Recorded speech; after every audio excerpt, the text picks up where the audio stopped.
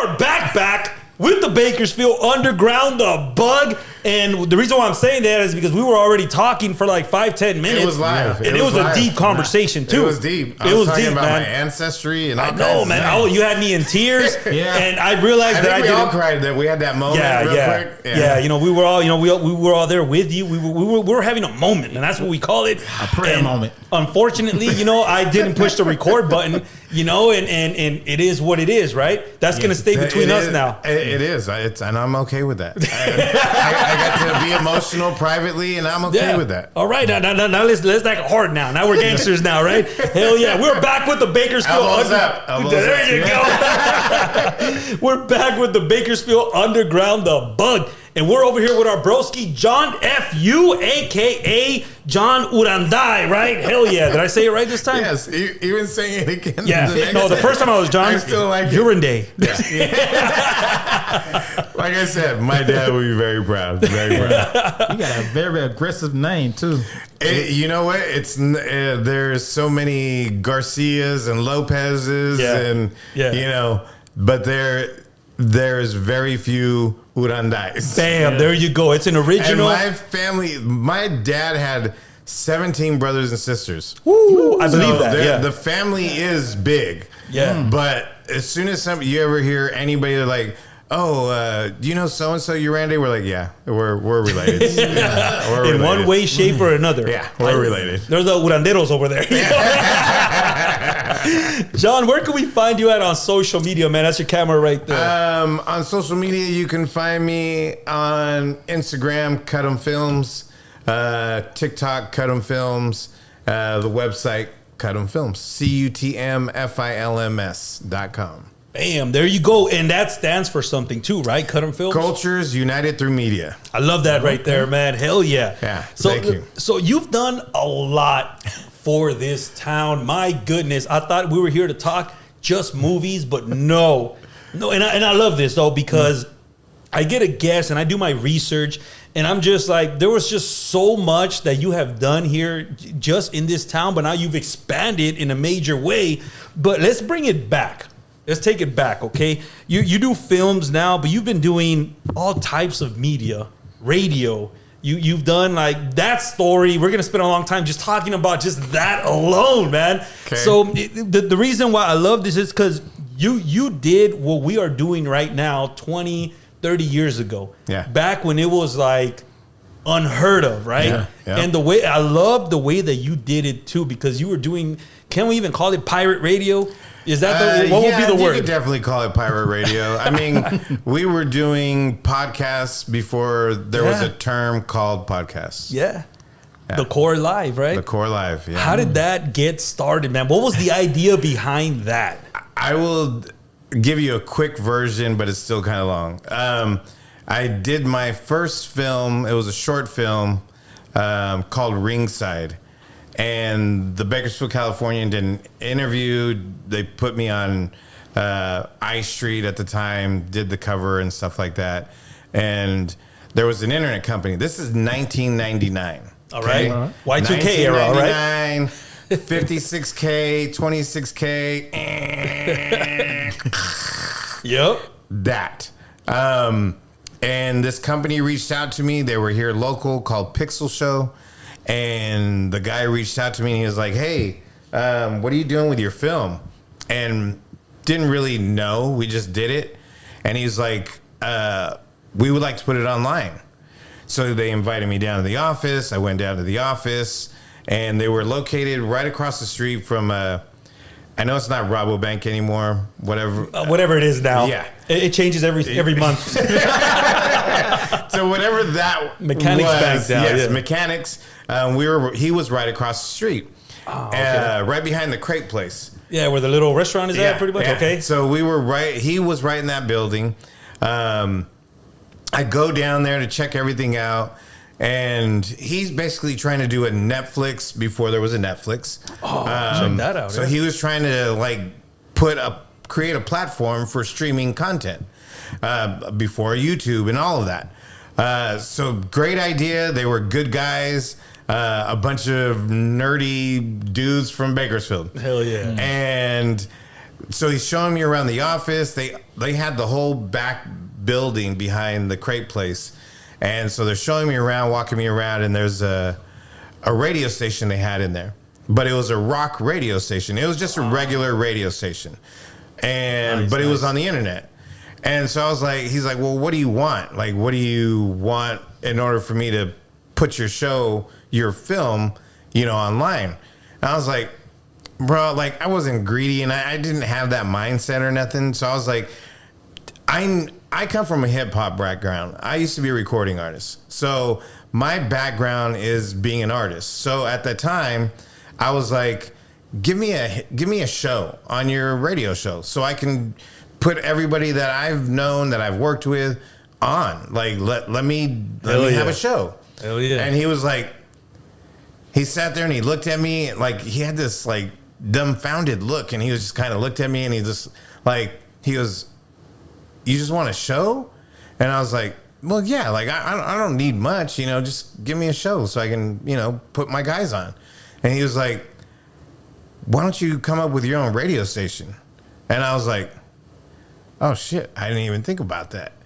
I was like, a whole station? He was like, yeah. He's like, and I was like, and I started kind of going through my mental Rolodex, and I knew everybody. You know what I'm saying? I knew everybody from the town that was DJing, that was just starting to DJ, that was wanting to be a DJ, were artists at some little level of whatever they were doing. And I reached out to everybody, and next thing you know, we had a staff of people. Then we launched the core. We had DJ Reflex. He tells this story. I've known DJ Reflex. I don't know if you know DJ Reflex. Yeah, I know who he is. So I've known Reflex since he was like 14 years old. And I remember he told me, he's like, you got to come and talk to my mom. And I was like, really? And he's like, yeah. He's like, she doesn't want me to do the late night DJ stuff. She thinks, that I'm just going out and just fucking around. And so I had to go and talk to his mom and be like, is it like I'm John, I'm the owner. And I'm like, I think I was like in my 20s. Yeah, that's what I was going to ask. Yeah. So you were fairly young. Yeah, I was fairly young. And we joke about it now, and I didn't understand it back then, but we joke about it. And he's like, yeah, you're like 20 years old asking if you can take this little 14-year-old to go and DJ. And I'm like, this was a different time, by the way. It just sounds so weird. But it's so funny because those people started on the Core Live. I mean, there was DJ Turbo. I mean, just all these DJs that were from here. I mean, even Damage was just beginning to DJ at that time. And all these people were like, they just wanted to be a part of it. Everybody, like, it was so funny because there was so many different shows of people that wanted to do a show. And there was like, we had one called The Murder Show. And they were like, just wanted to do West Coast gangster hip hop. Oh, like that was it. And it was called The Murder Show. I mean, there was other shows. We had poetry stuff on there. We had just regular, hip hop shows on there. And it was the very first, from what we know, it was the very first live video radio. So what the rock station was doing, it was just radio. Yeah. And I was like, can we do video? And he was like, yeah, you can do video if you want to do video.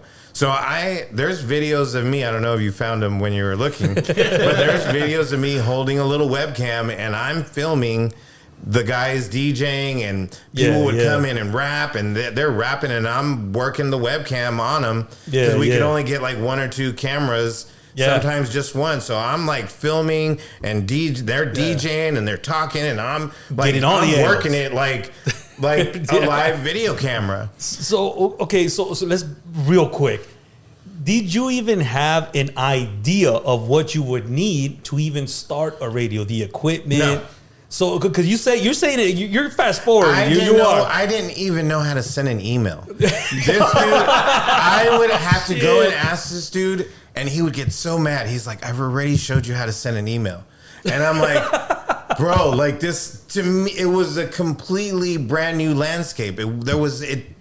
it didn't exist in our culture. Yeah, it didn't exist for it was our fairly age new. group. It didn't exist for our community. And then it you're didn't dealing with exist. those, was it 56K modems? 56, 28K, like wait for a connection. You get the bzzz, right? You get, Exactly. I remember all that. And oh yeah. so it was just like I would have to go and ask him, like, hey, you know, how do we do this? And he'd come in and he'd hook up equipment, and he's like, you need this computer.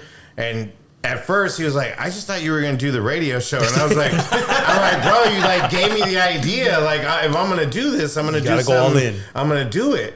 And so like, it was funny because I was bringing in taggers from here in town, and they decorated the whole set and everything. And I really reached out to the people that I knew and to like bring everybody in. Cause I was like, if we're going to do this, I'm going to bring everybody. Let's do it. That's dope. That's dope that you had the backup to do all of that. It was, man. There was just, and everybody was working for free, bro. Everybody was like donating time, and people would be there for like 8-10 hours, not a complaint. People would go out in the parking lot, smoke weed, just chill, drink, come back, do their show. But it's so funny because where we were at, talking about the Rabobank, so the place had a parking lot, and so on nights that the Rabobank would have events, people would go and park in the parking lot.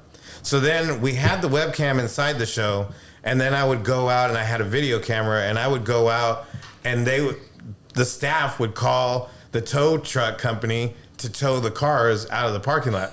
So we would film them towing the cars out of the parking lot, and then we'd film the people come back looking for their cars. So we were making all these like early YouTube content videos of people like, where's my car at? And we'd just be laughing, just sitting there watching. And then like one of the guys, he was called Porno at the time. His name's Eddie Chavez. And he was just another young kid that was just eager, just like, put me on. I'll do anything. And I was like, hell yeah. I'm like, all right, like, he had gab, bro. He could talk. Hell yeah. And so he was the one that would go and he's like, John, there's people parking in the parking lot. Can I call them? And I'm like, yeah, do it. He's like, and we're gonna film it? Yeah, we'll film it. I got you. And so he would make these little skits out of it. That is dope. Everything. So everybody was everybody was eager, man. It was a brand new thing that was happening. And we were doing it here in Bakersfield. That is awesome that during that time too, there wasn't a lot of shows. There was hardly any shows like that. Now, I don't know how it was over here because in Bakersfield during that time, because in '99, I was in Palmdale during that time. Okay. So I know over there wasn't anything like that. It was just pretty much dead over there, right? Yeah, you just had regular radio. You know? Yeah, regular radio. That's it. There was nothing. Like I said, what we were doing was not in our community. Our community did not have dial-up. Yeah. Our community was like, what they didn't understand it. You know what I'm saying? Yeah, it was too new during that time. When it finally started taking off, we were getting hits from college places. And we did a college tour because the only people that could reach us and really get us on the internet were college kids. And we were getting hits from UC Davis, Sacramento State, everywhere, Stanford, every college was jumped on it. Then the dude would show me like all the data from where people were watching us from. So I remember the first time he came in, he's like, hey, can we have a meeting? And I was like, yeah, what's up? And he's like, I got to show you something. And I'm like, okay. He goes, so we've had this other station. He goes, just, does what it does. He goes, but I'm going to show you this. And he shows me and he pulls out just a list. And he's like, you got 150 people from UCLA. You had 200 people from USC. You had 75 people from UC Davis. He goes, but here's the problem. I was like, what's the problem? He goes, you're getting hits from the Pentagon. I was like, what? He goes, they're watching you. He goes, this is brand new. He goes, so I'm letting you know, make sure you guys aren't smoking weed on the air. Okay. He's like, make sure, still, I know this is a brand new territory. He goes, and you're having fun. He goes, and the audience is loving it. Like, they're feeding off of it. Hell yeah. So that's why the college people were feeding off of it. They were watching DJs spin right there in hip-hop music that they couldn't hear, period. Like, they could hear regular radio stuff, but this was brand new, white label record shit. Yeah. You know what I'm saying? And so he was like, you got to really watch. You got the Pentagon watching you. So then we did a college tour and we started going out and promoting it, and it was getting hits. We were getting hits from Disney. We were getting hits from everybody. Really? Bro. This was the wild, wild west when that is internet companies were like a whole brand new place, bro. Yeah, yeah. And we were doing it from here. Were you expecting this much that fast? Not even because close. It kind of sounds like you went in not even knowing anything about radio. You know, you want to have a show, you have an idea. Yeah. But the whole situation is trying to put it all together, getting the right, material. You're a writer, you write, so you're pretty good at that. You're pretty good at, filming, all of that. But now you got to buy equipment now. Stuff that you probably never even heard of. Yeah. Because again, that's money too. Yeah. And so how do you go about all of that now? Renting a building now? You were at the We were still in their building at that time. Okay. Well, that's before. That was another part. Okay. Yeah. But at that time we were in their building. And then that's when they finally asked us to move, because they were like, you guys are like, we were going 24 hours. Yeah. And they would leave 6, 7, 8 o'clock at night. We're still there. Artists are coming through, smoking weed on the patio. People are, getting a little faded. It's like I said, it was a whole brand new thing. So it was like, they were like, you guys are wilding out. Like, and it was, because we were starting to feed off of what was actually really happening. Yeah. You know what I'm saying? So, and not only the people that were working at the station, like artists that were coming through, like we had Chino XL come through, like we had people coming through because it was brand new. Yeah, that's dope. So we would go to shows. We'd get drops. Like I got drops from Method Man, Exhibit, Run. A young Exhibit. Yeah. That was like when he dropped his first album. I saw that. Like Paparazzi I got drops from all these people. Man. And they're like, check out the core live, like just doing drops. And they were like, what? Like, and then they'd stop and they'd be done. They were like, so what is this? I'm like, this is internet radio. Like, this is a whole brand new thing. And they were like, what? And so they were just completely blown, but they were just like they had no idea that it was happening. But when we were going there to get drops and we were explaining, hey, get us your new records. Don't worry about customers. Don't worry about nothing. Get us that white label shit that nobody else has, and we will spin it on the air. Bam. And they were like, done. So we were getting records that nobody else had, that we were playing all that shit. Hell yeah. But you made it easy, right? They don't have to be jumping hoops. There was nothing. It was just relationships we were building on the spot, and just out of, we like your shit. And they were like, we like your shit. We don't know what it is.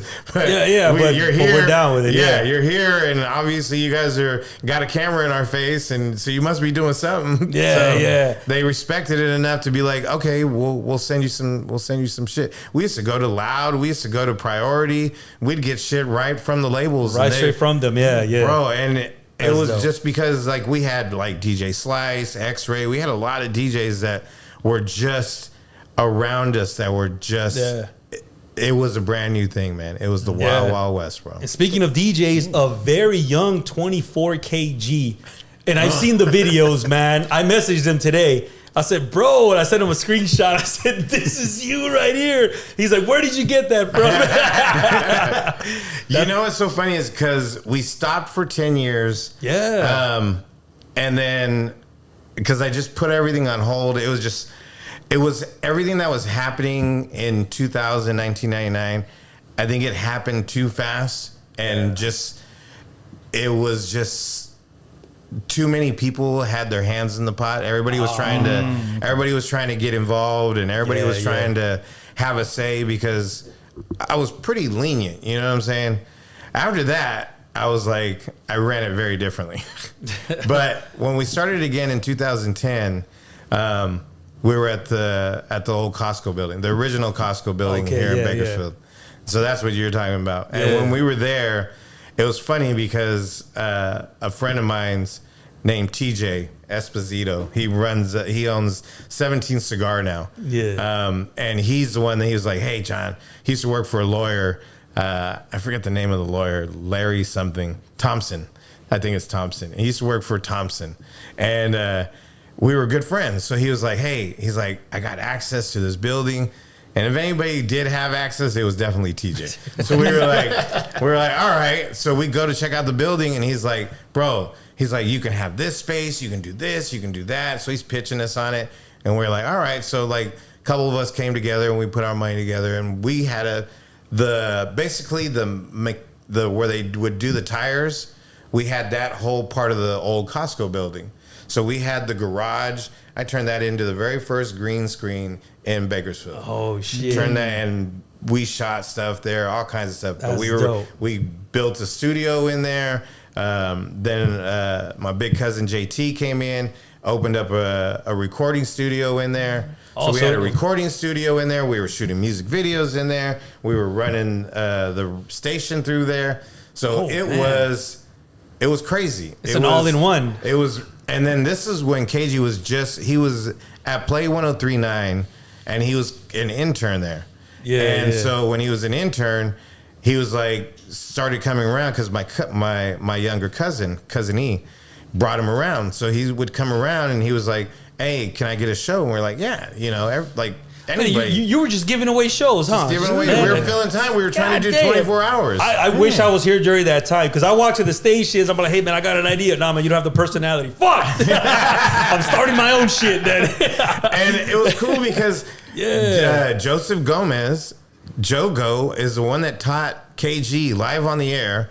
Basically, he would show them while they were doing their show. So they'd be playing music, and the music's playing, and Joseph would show him in between sets, basically, and show KG how to DJ. So that is crazy. KG was learning how to DJ live during the show. Shit, man, look where he's at now. Yeah. That's insane, huh? It's crazy, bro. Like, there's so many people that have came through the core that I was just like, it was just really, to watch them now to like where they're all at, like it's awesome to see all of that. Like, that was a moment in time right there, man. Yeah, I wish I would have been here during that time. That would have been hella dope to experience all that, or even be a part of that. It that would have been dope. Definitely an experience. I mean, there's I look at like the Redeem and them that do like the backyard boogie thing and things like that. Like, there's just so many people that. I mean, Redeem and all these people were DJing way before that, but they came to the Core Live, and people got to really work on their craft and their presentation, and that's what it was. The Core allowed them to work on building their brand, and everybody. Thank God, all these people took that and learned how to build a brand for themselves. Yeah, because I think that's the one thing they all got out of it is that they knew how to establish and keep going. Bam. They were smart about it. You know, take the experience that they have there and take it to the next level. Yeah. I like that you did that for everybody out here, man. That's I just provided a platform. They did it. I just gave them a space to do it, and they all did that on their own. Bam. There you go. That's a whole story right there. Yeah. Did you keep any of the recordings? Can we do you have any I wish I did. There's certain things that I have. Yeah. Like I was even doing a morning show with my friend Cudham Dave. Hell yeah. And our morning show was crazy. And I mean, he would work downtown at the bars. And when he would get off he would close up at Riley's or wherever he was working at. And it'd be like 3:00 in the morning. We'd start our shows like at 6 in the morning. Oh shit. And so he'd go to the office because we were right there. Then we moved from the Costco building and we moved to where the Jasmine Thai is, next door to Jerry's. So we were in that building. Oh, okay. So we moved from Costco to that building. So we took over that whole building, created a radio station up on the second floor. Oh, that's dope. And so he would walk over there 3-4 in the morning and be drunk and sleep for a couple of hours. And he would wake up in the morning. I'd go and wake him up like, all right, it's time to do the show. And he would have a little bottle of Crown every single show. And it was like his coffee. It was like his coffee. Oh, hell yeah. So he would drink it on the air. And it was so funny because Matt Munoz, he used to have a magazine called Bakatopia. Oh, yeah, and he used to yeah. write for the Californian. Yeah. So he came and he was like, I want to. He's like, you guys are. We were getting like 100,000 views Hell like yeah. a week, like easy, no problem. People would watch our show and they would watch from 6 a.m. till 5, 6 o'clock at night, nonstop. Oh shit! And we could watch That is them dope. watching for that. Like they wouldn't log off in 30 minutes. They would keep it on all day long while they were at work. And remember, this is a time where we didn't have phones that had internet, so you had to be either at home where there was a computer, Yes. a desktop, right? Yes. Yeah, Yeah. that is dope. And man. they would play it all day, bro. That's dope. And it was so crazy because we were able to monitor and see all of that. Yeah. Like, it was just crazy. Yeah. So it was funny when Matt wanted to come down, he came down and he was watching and he wrote an article on the show. He's like, crazy show. He's like, this is groundbreaking, everything they're doing. Like he said, all the awesome, cool things about us. And he goes, but the most interesting thing, he goes, is watching Dave Creech. He goes, and open a bottle of Crown at 6 o'clock in the morning and drinking like no chasers, no nothing, not Straight mixers. up, yeah. Just drinking a bottle of Crown, 6 o'clock in the morning. And it wasn't drunk talk. It was just him like yeah.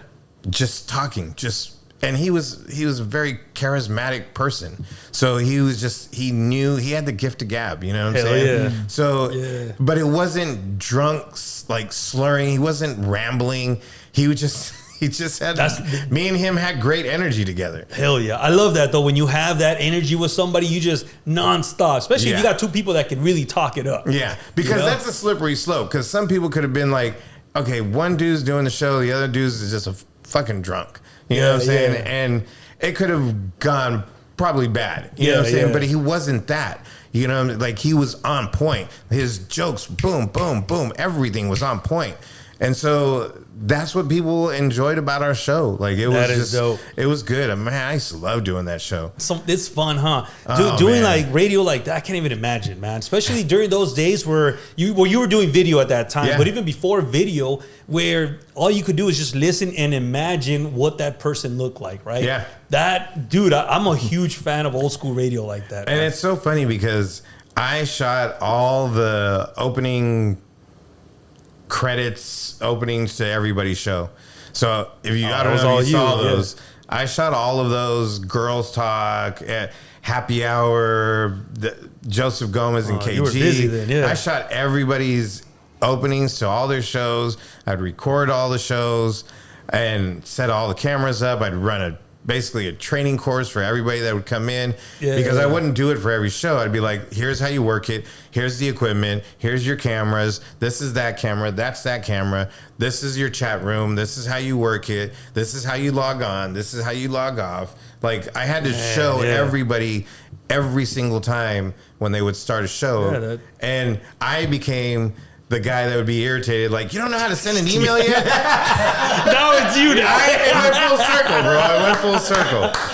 Hey, but now you could though. You could Yes. talk your shit Yeah. because Yeah. you already did your thing already. Yeah. Yeah. Yeah. That is amazing. So we're here to promote the Zaddies show, right? Yeah. I don't want to lose focus on No, that. 'Cause no, that's no, what no, we're here it's for. And that's do we still have the premiere date of the 29th of this month, right? June 27th, 27th, 11:30 a.m. at Man's Chinese Theater. Oh hell yeah, that's gonna be dope. What's right really there. cool is I've been doing film and a lot of things for a long time. But this is probably my biggest accomplishment. Oh, man, that's dope. It's showing at Man's Chinese Theater where people put their hands in the cement on Hollywood Boulevard. Like, I've been to premieres there. I've been to red carpets there. Everybody that has been with me on that journey has gone, and we've seen things, and we've stood in red carpets next to like Issei Morales and people like that. Like, but now to actually have our show premiere there is like, That's incredible. World famous Chinese theater for real. Bro, it's crazy. It's crazy. That's awesome, man. I'm happy for you for that. Before we get to that, though, we still got to go down the road of what you did to get where you're at now, right? Okay. So tell me about the 99-cent show, man. This is another one that's like, I'm hooked, right? I'm watching all these episodes, and they're about 25-minute, 30-minute long, but there's so much in this 30 minutes. It's the same thing that goes back to when that guy was pitching me on the rock show, or I was pitching him. I knew artists. I grew up in that scene, you know what I'm saying? So I've always tried to make sure being an artist is a very hard thing, especially if you don't have a budget. And there are talented people. Oh, yeah. Talented people that are so talented and so gifted that if they just don't have the money, nobody will ever hear about them. Yep. Still to this day. To this day, like, even I don't care if there's YouTube and you make a music video and, you know, the realistic part of even putting content now is you probably get your friends, maybe get a couple of your friends, a couple of your family members to be like, oh, I checked out your music video. That was awesome. Yeah. You know? Yeah. But promoting it is an entirely different thing. Getting actual viewers and clicks and likes and shares is an entirely different thing. So being able to do that, I was just like, every time that I was in the position, I was like, I'm going to put somebody on. I'm going to bring somebody and I'm going to try to open up a doorway because I have the access to the door. Yeah. So I would try to bring in anybody that I could that I thought was talented. That's what the 99-cent show was. The 99-cent show was literally a show that I was like, okay, I know a big enough artist. Like we one of the episodes we had like Pitbull. So Pitbull, very young Pitbull too, very young. He had on some tight pants, camel toe pants. That's that Miami style. Now, was this before Culo or was this? It was, right? Yeah, a little before that. I was like, man, these pants are hella tight. That's Miami, all right. But it was so camel toe. So we were sitting there, and it's like I would put somebody like a Pitbull, and we'd record his performance, and we interview him. But that would be the end of the episode, and then in the middle of that, I'd have like an artist like Filthy from the Filthy Immigrants, who was kind of middle of the border, you know what I'm saying? Yeah. But had a following, had music videos, had songs out with Master Kaz and things like that. Ice-T, but he wasn't a big name, but he was good. People knew him, underground people knew him. So then I would throw on somebody like, this is before they were even anything, Far East Movement. So I would have Far East Movement, or I would have somebody else that was brand new. Like, and the whole show was basically to show the little guy that was trying to come up and that was really talented, but the audience and the viewer would have to watch the entire show to get to Pitbull. Yeah. So you wanted to watch the episode and you're like, well, I want to watch Pitbull. Well, guess what? You got to watch this guy and understand what he's doing because he's dope. Yeah. And then you see somebody else you probably never heard of and you're like, oh, shit, they're dope. Yeah. And then you get to your big money maker. The artist is always going to benefit from that, definitely. Yeah. And so that's what it was. It was just something that, and instead of the internet, I put it on cable Bright House Network here in town. Yeah. And I did 10 episodes the very first season. And people were like, we were going everywhere. We'd go to the Bay. We'd go to San Diego. We went everywhere. Yeah. And every artist, same thing. They were just like, bro, you got a camera? Come on in. Yeah, well, you would need it. Who do you want to interview? We were doing shows we'd go with Psycho Realm and Delinquent Habits, and Delinquent Habits would have us be like VIP.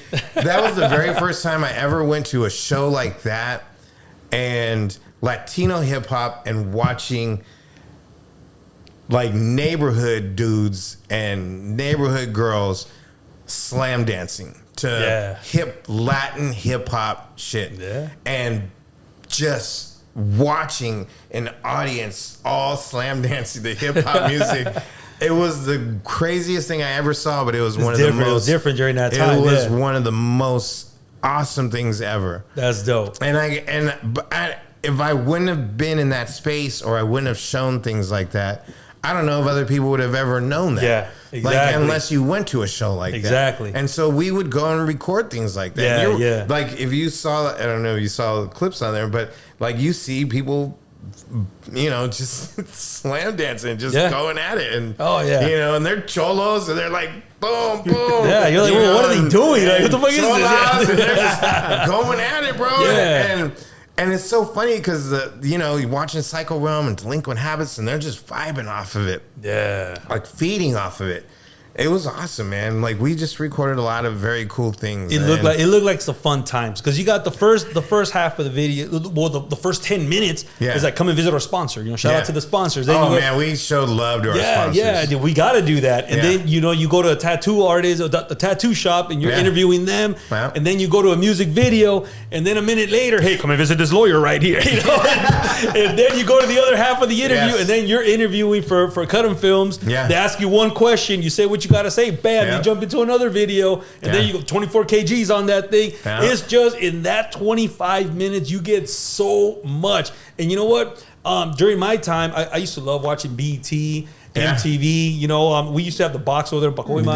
And I remember the all box. of that. So this is like perfect for me right there. You know, so you had everything there. Yeah. And like you said, you got a well-known artist and you stick around and watch a new artist. And after you watch that person, you're like, oh shit, you know, this is dope. Let me go buy his CD. Because during that time, it wasn't like you could just get their album right now. You would have to either order it online or go to a store and get it. So the transition from audio to video, you were already kind of doing video already. Yeah. But did you find that a little bit difficult to keep that energy still on video? Because it is different. You know what? It was just, I think it was really just on how I was editing everything together. Cousin E, my cousin Eric, he did a lot of the editing for the 99 Cent Show. I got sick for a moment, so him and Cut 'em Dave would go and film and edit, and they probably did 3/4 of season 1. Just the two of them. Nice. And they did a kick-ass job too. They did amazing, man. They did amazing. It's funny, like I said, the artists would just take care of them, man. They went and did a show in San Diego, and they're there, and they're with E40, Roscoe Umali. Yeah. Oh man, there was another artist. Oh, man, I can't even remember his name. Samoan IROC. And Samoan IROCs had, and they're all from San Diego. Samoan IROC had a big family, has a big family. And they invited Dave and Eric. They're like, you guys aren't going home. You guys are staying here. You're staying here at the house. You're meeting moms, like they're hanging out with moms, their aunties. Like, you're eating our food tonight. Like, you're not going. We're gonna get you guys fucked up. You guys are staying here. And sure enough, they were like, all right. So they stayed. And then Cousin E decided to go see some friends in San Diego. Took the car, blew out the tires on the car. Wow. But these people were so loving and just watching out for them. They went, picked up the car, put brand new tires on the car for them because they didn't have the money to replace all the tires. So they went and got them brand new tires. They were like, we got somebody. They're going to come out here. They're going to replace all your tires. Don't trip. So they came out, placed all the tires, gave them $100. They were like, hey, it's probably time for you guys to go home. But they took care of them, man. Everywhere they went to, man, artists were just so loving because we were showing that love back. Yeah. And so anytime we were like, hey, your artist is dope, like, you know, and we were showing just natural support, they supported us back in every single way that they could. That's fucking dope right there. Yeah, it was an amazing thing, man. Like, just that's support. Dope. And to have a show like that, right? You got to have a strong co-host. You had two co-hosts, right? One of them was it Punky? Punky, and a girl named Rosa. Okay, so Punky, right? Yeah. She's like, hey, what's up? This is Punky. I'm over here in Los Angeles. You know, I'm interviewing Doll E. Yeah. And they got this chola right there who's a rapper. Yeah. That's what I grew up with. That was my style over there, right? Still rapping. Yeah, she's doing her thing. She's like, oh yeah, well, I got my 3 albums right here and all. Yeah. That shit was fucking hilarious. But to find people that are not from that city come over here and interview them, I was like, oh shit, this is dope right here. Yeah, they, like I said, man, anytime we went somewhere, we through an artist that we would already interview, we'd be like, hey, who do you know? And they'd be like, oh, so-and-so lives over here. Yeah. So-and-so lives over there. I'm going to give you their number. Like, you should probably interview them. So it was that. Like, literally, we show them support. And so they were supporting other artists. So they'd be like, hey, reach out to so-and-so. Like, they got an album about to drop. And so we'd hit them up and be like, hey, so-and-so gave us your info. And they'd be like, hell yeah, come through. Why not, huh? Yeah, it's opportunity for them. Nobody was turning down shit like that at that time. Yeah. They were just, everybody was like, shit, this is a brand new thing. Like, oh, and we're going to be on TV. That's what they loved about it, too. Exactly. Like, you know, there was no hip-hop shows here in town, you know. Or it's different.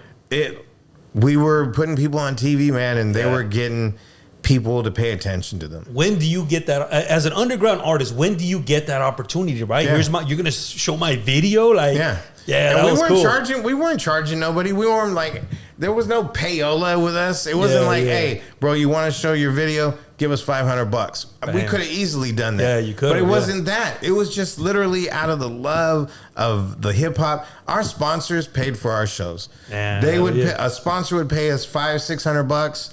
Another sponsor would pay us about $500-600, $1,000.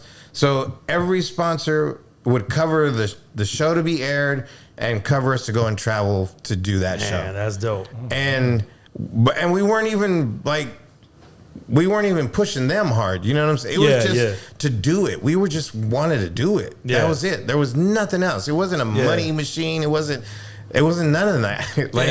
So it sounded like you basically were just helping people and giving that to the people and just having fun doing this. Well, it benefited the companies too that were sponsoring you because you gave them a little commercial spot. I would shoot the commercials. You would start the show. I mean, hey, they look good though. You know what kind of? Okay, so I did everything, bro. Shit, man, I feel you, bro. Shit, I'm in the same boat as you. What kind of camera did you have? Because I love that kind of footage. At that time, I think it was a Panasonic something. It was a big boy. It was a big boy, and I remember I was at the Niles, and we had done a big show at the Nile, and I was drinking that night after the show, and I was like, hey, I knew the owner, and I was like, hey, Clark, can I leave this here? He's like, yeah, I got an office, you know. I'm like, all right, cool. Came back the next day, that shit was gone. Hell yeah, that was your fault. It was my fault. It was my fault. Totally my fault. But it was just like that situation, just like, you know, there was people saw the big camera and they were like, yeah, we're in. And they were big during that. Okay, I don't know. Okay, you said a Panasonic you had, right? Yeah. So I know my dad, like he had his camera that he had a mount here. It wasn't a home camera. Oh, this was a digital. Okay. They had the little tapes, but the camera was still a beast. Pretty big. Yeah. I go back to where my dad had one of those big cameras that had the battery you had to attach it to. My dad too. The thing is, I was small during that time. My pops was like, hey, man, you got to record the church service. I'm like, what? I had to carry this in a big old battery that was really heavy, you know, big old VHS tapes during that time. VHS tapes, You got to love that, man. Yeah. By holding that, did the battery get hot on you? It did, man. I mean, it was just this whole cable. It was a thing. It was a harness, is what it was, man. Yes. You had just to record, and then you didn't have a monitor. You had to put your iPad. And then you had to hold the black suction cup. Yep. It got all sweat all over it. Yeah. Oh man. It was bad, but I got some good footage off of that. Yeah. That's how I started with recording. Yeah. But yeah, man, it's just fun times, man. Was there ever an episode that got too crazy that, you know what? Hey, man, we can't air this. Most of the stuff, I think the only things would be the drinking, the smoking weed. But everybody was just so hospitable. Like, bro, come to the hotel room. You know, we're going to be hanging out. You know, you can get footage. And we get some footage, you know, but some stuff, you know, people are just having a good time. They're drinking, you know, they're smoking weed. Like, I couldn't put that on TV. You know what I'm saying? But you did sometimes, because I noticed one of the episodes, they were interviewing right there by a couch, and then they right in front of the camera, they pass a joint, and you could tell the co-host is like, Yeah. Well, I know which episode. We were doing it at a dispensary. We were doing it at a dispensary. So it's gonna happen. I love that though. That's the kind of stuff that I really do love to see, like behind the scenes a little bit. Yeah. Where you could tell she was like, "Oh, that's a no," but hey, man, we're recording. We gotta go. It's so funny because this was like pre all the dispensaries. This was a dispensary in LA. Lucky Louie. He's got his own brand. If you find him on social media, OG Louie, Lucky Louie, is an OG from LA. Oh, I love that. And he has his own brand of, his own brand. Even then, I mean, he was one of the very first dispensaries that was in downtown LA, and we'd go over there and we would hang out nonstop because there would always be artists there, Snoop Dogg, and people would just be in the back room just smoking weed, just chilling. Crazy, huh? And he'd let us. We'd go through the back stairs, and he would let us just go in through the back stairs to the back door. We didn't even have to go to the front. He was like, he just knew, hey, Louie, we're coming. We'll be there in a little bit. We'd go, we'd drive. There's pictures. I don't know if you saw. There's pictures of me, Louie, Cut 'em Dave, and Roscoe Umali, and we're driving with Louie, and he was like, hey, I'm gonna do something. We're like, what are you doing? And he's like, you got your camera out? And I was like, yeah. And I was like, all right.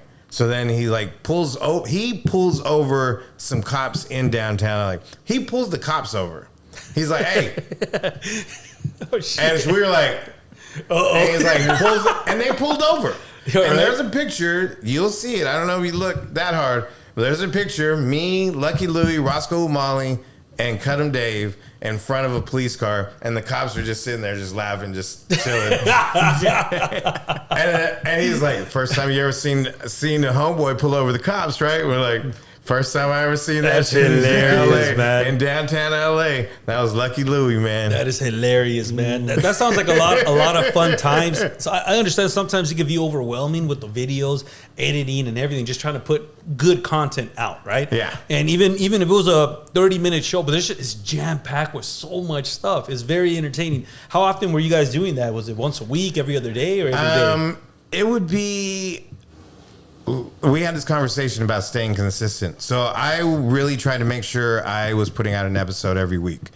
We didn't start airing the episodes until I had at least 3 to 4 episodes ready to go. Yeah. So when I would have those 3 to 4 episodes ready to go, we were already filming for the next bunch of episodes. Yeah, because you gotta do graphics, you gotta do a lot of things, which does take time, especially during that time. Yeah, it did take time. Cousin E was so fast, man. He was so badass. Hell yeah. I don't know how he would do some of the stuff so quick. He just is very talented at editing. Man, he was just he would knock some stuff out, and I'd be like, "How'd you do that so fast?" And he's like, he would just smoke weed and just zone out. Do it, right? that's how I do it. Now these were like the little mini tapes, right? Yeah. So what was he using? What kind of machine was he using to edit those? We had a computer that would drop down the tapes to just digitize them, and then he would just mess with it that way. That is dope, right? So there. did you have any shows that didn't make it? Or you wanted? There was some stuff that we shot for season 2. A lot of season 2 stuff. We didn't end up really. I think we only aired like 2 episodes of season 2. Okay. But I mean, it's so messed up because I think I ended up moving to LA, and so just everything kind of just stopped. We had at that time we had interviews with Little John, E40, Baby Bash, like a bunch of big. We had comedians, like everybody was paying attention to us now. So like I got really close with Baby Bash, and so anytime he was doing some music video, going to do shows, like we were traveling with them for a while, and we'd go do like we're at the NBA finals in not NBA finals, the what is it? Not the finals, but they do it every All-Star game. So we're traveling with them. We were in Phoenix for like a week with them. And he's doing shows every night, at clubs everywhere.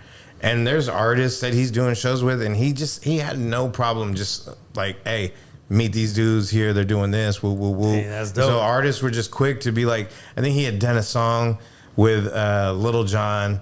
And so that's why we had the interviews with Little John, E40. Like everybody was at this music video.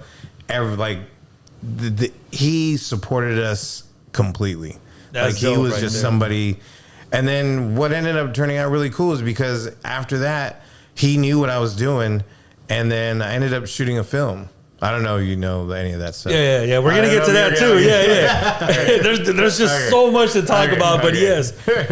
So there's this video out that resurfaced later on that I saw when it first released, but then it came back when Straight Outta Compton happened, right? The Kid Frost interview, right? Yes. So he's on his Frost now, right? But tell me about that interview, because I saw it years before it surfaced, and I was like, wait, this is Cutting Films right here. Oh shit, this came from you. Yes. So can you tell us a little bit about that?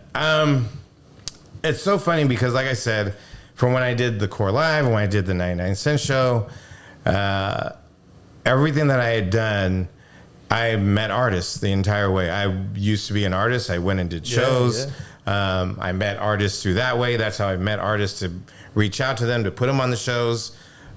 So when all of that happened, I was like, there was tons of documentary about hip hop, and I was like, but there's no documentary or story being told about Latinos in hip hop. Yeah. And if you know your history, Latinos were right there. Yeah. You know what I'm saying? Like, they were there. And we were a part of it. You know what I'm saying? The very beginning of hip hop, we were there. And there was artists that were, you know, they were DJs, you know, Charlie Chase, all these people that were right there with everybody, you know, doing the neighborhood block parties and all this stuff. But they weren't getting their recognition, you know, Kid Frost, Mellow Man Ace, like all these artists that were relevant to hip hop, that moved hip hop along, that just nobody was giving them their props, you know what I'm saying? Yeah. And so since I was in that space already and I was doing a lot of that stuff, I was like, I'm just going to reach out to everybody I know and I'm going to put together a documentary. So I got a ton of interviews with everybody.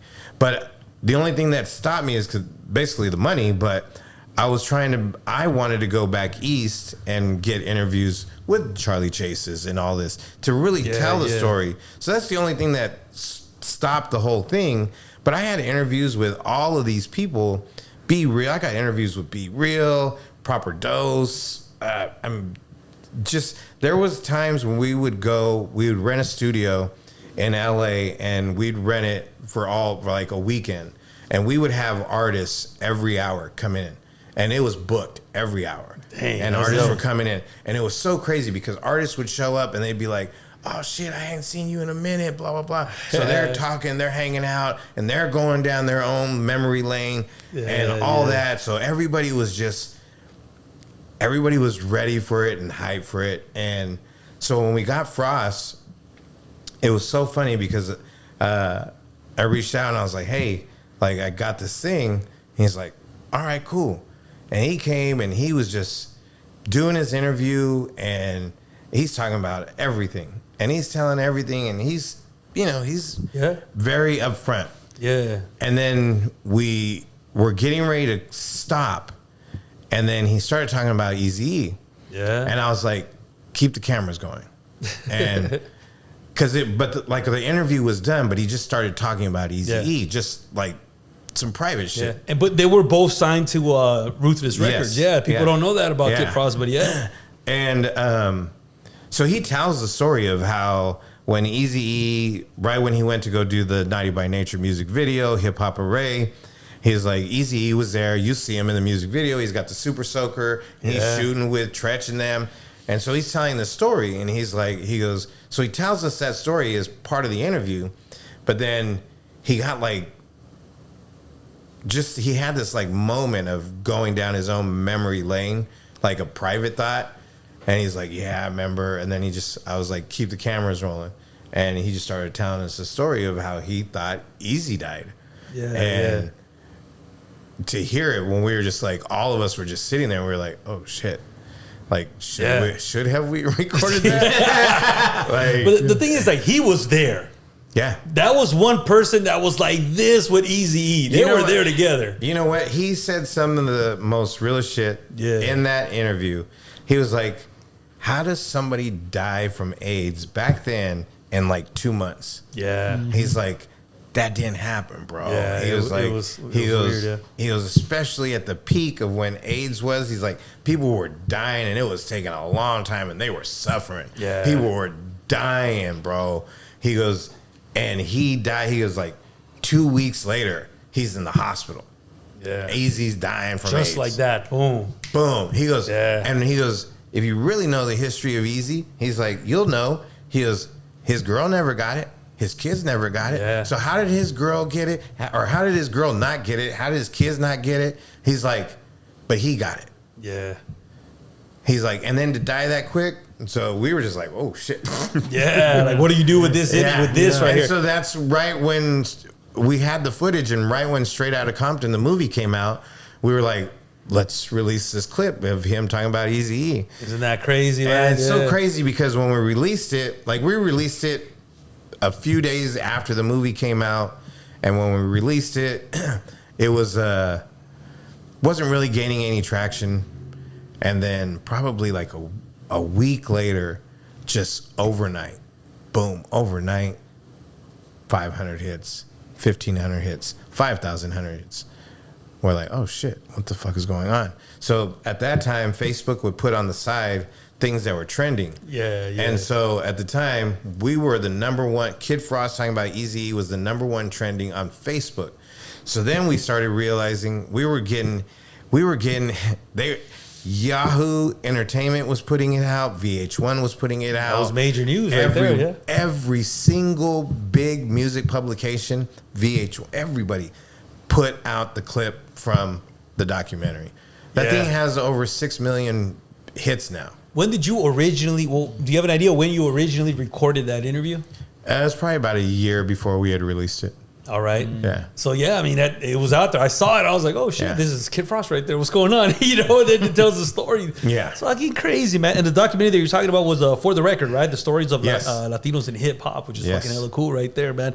You wrote a book, too, just recently, right? Yeah. Man, let's briefly talk about that. I got a lot of stuff. Yeah, you got a lot. You know, this is before we even get to the Zaddies premiere, you know? But, yeah, tell me about the book, man. How much work goes into writing a book?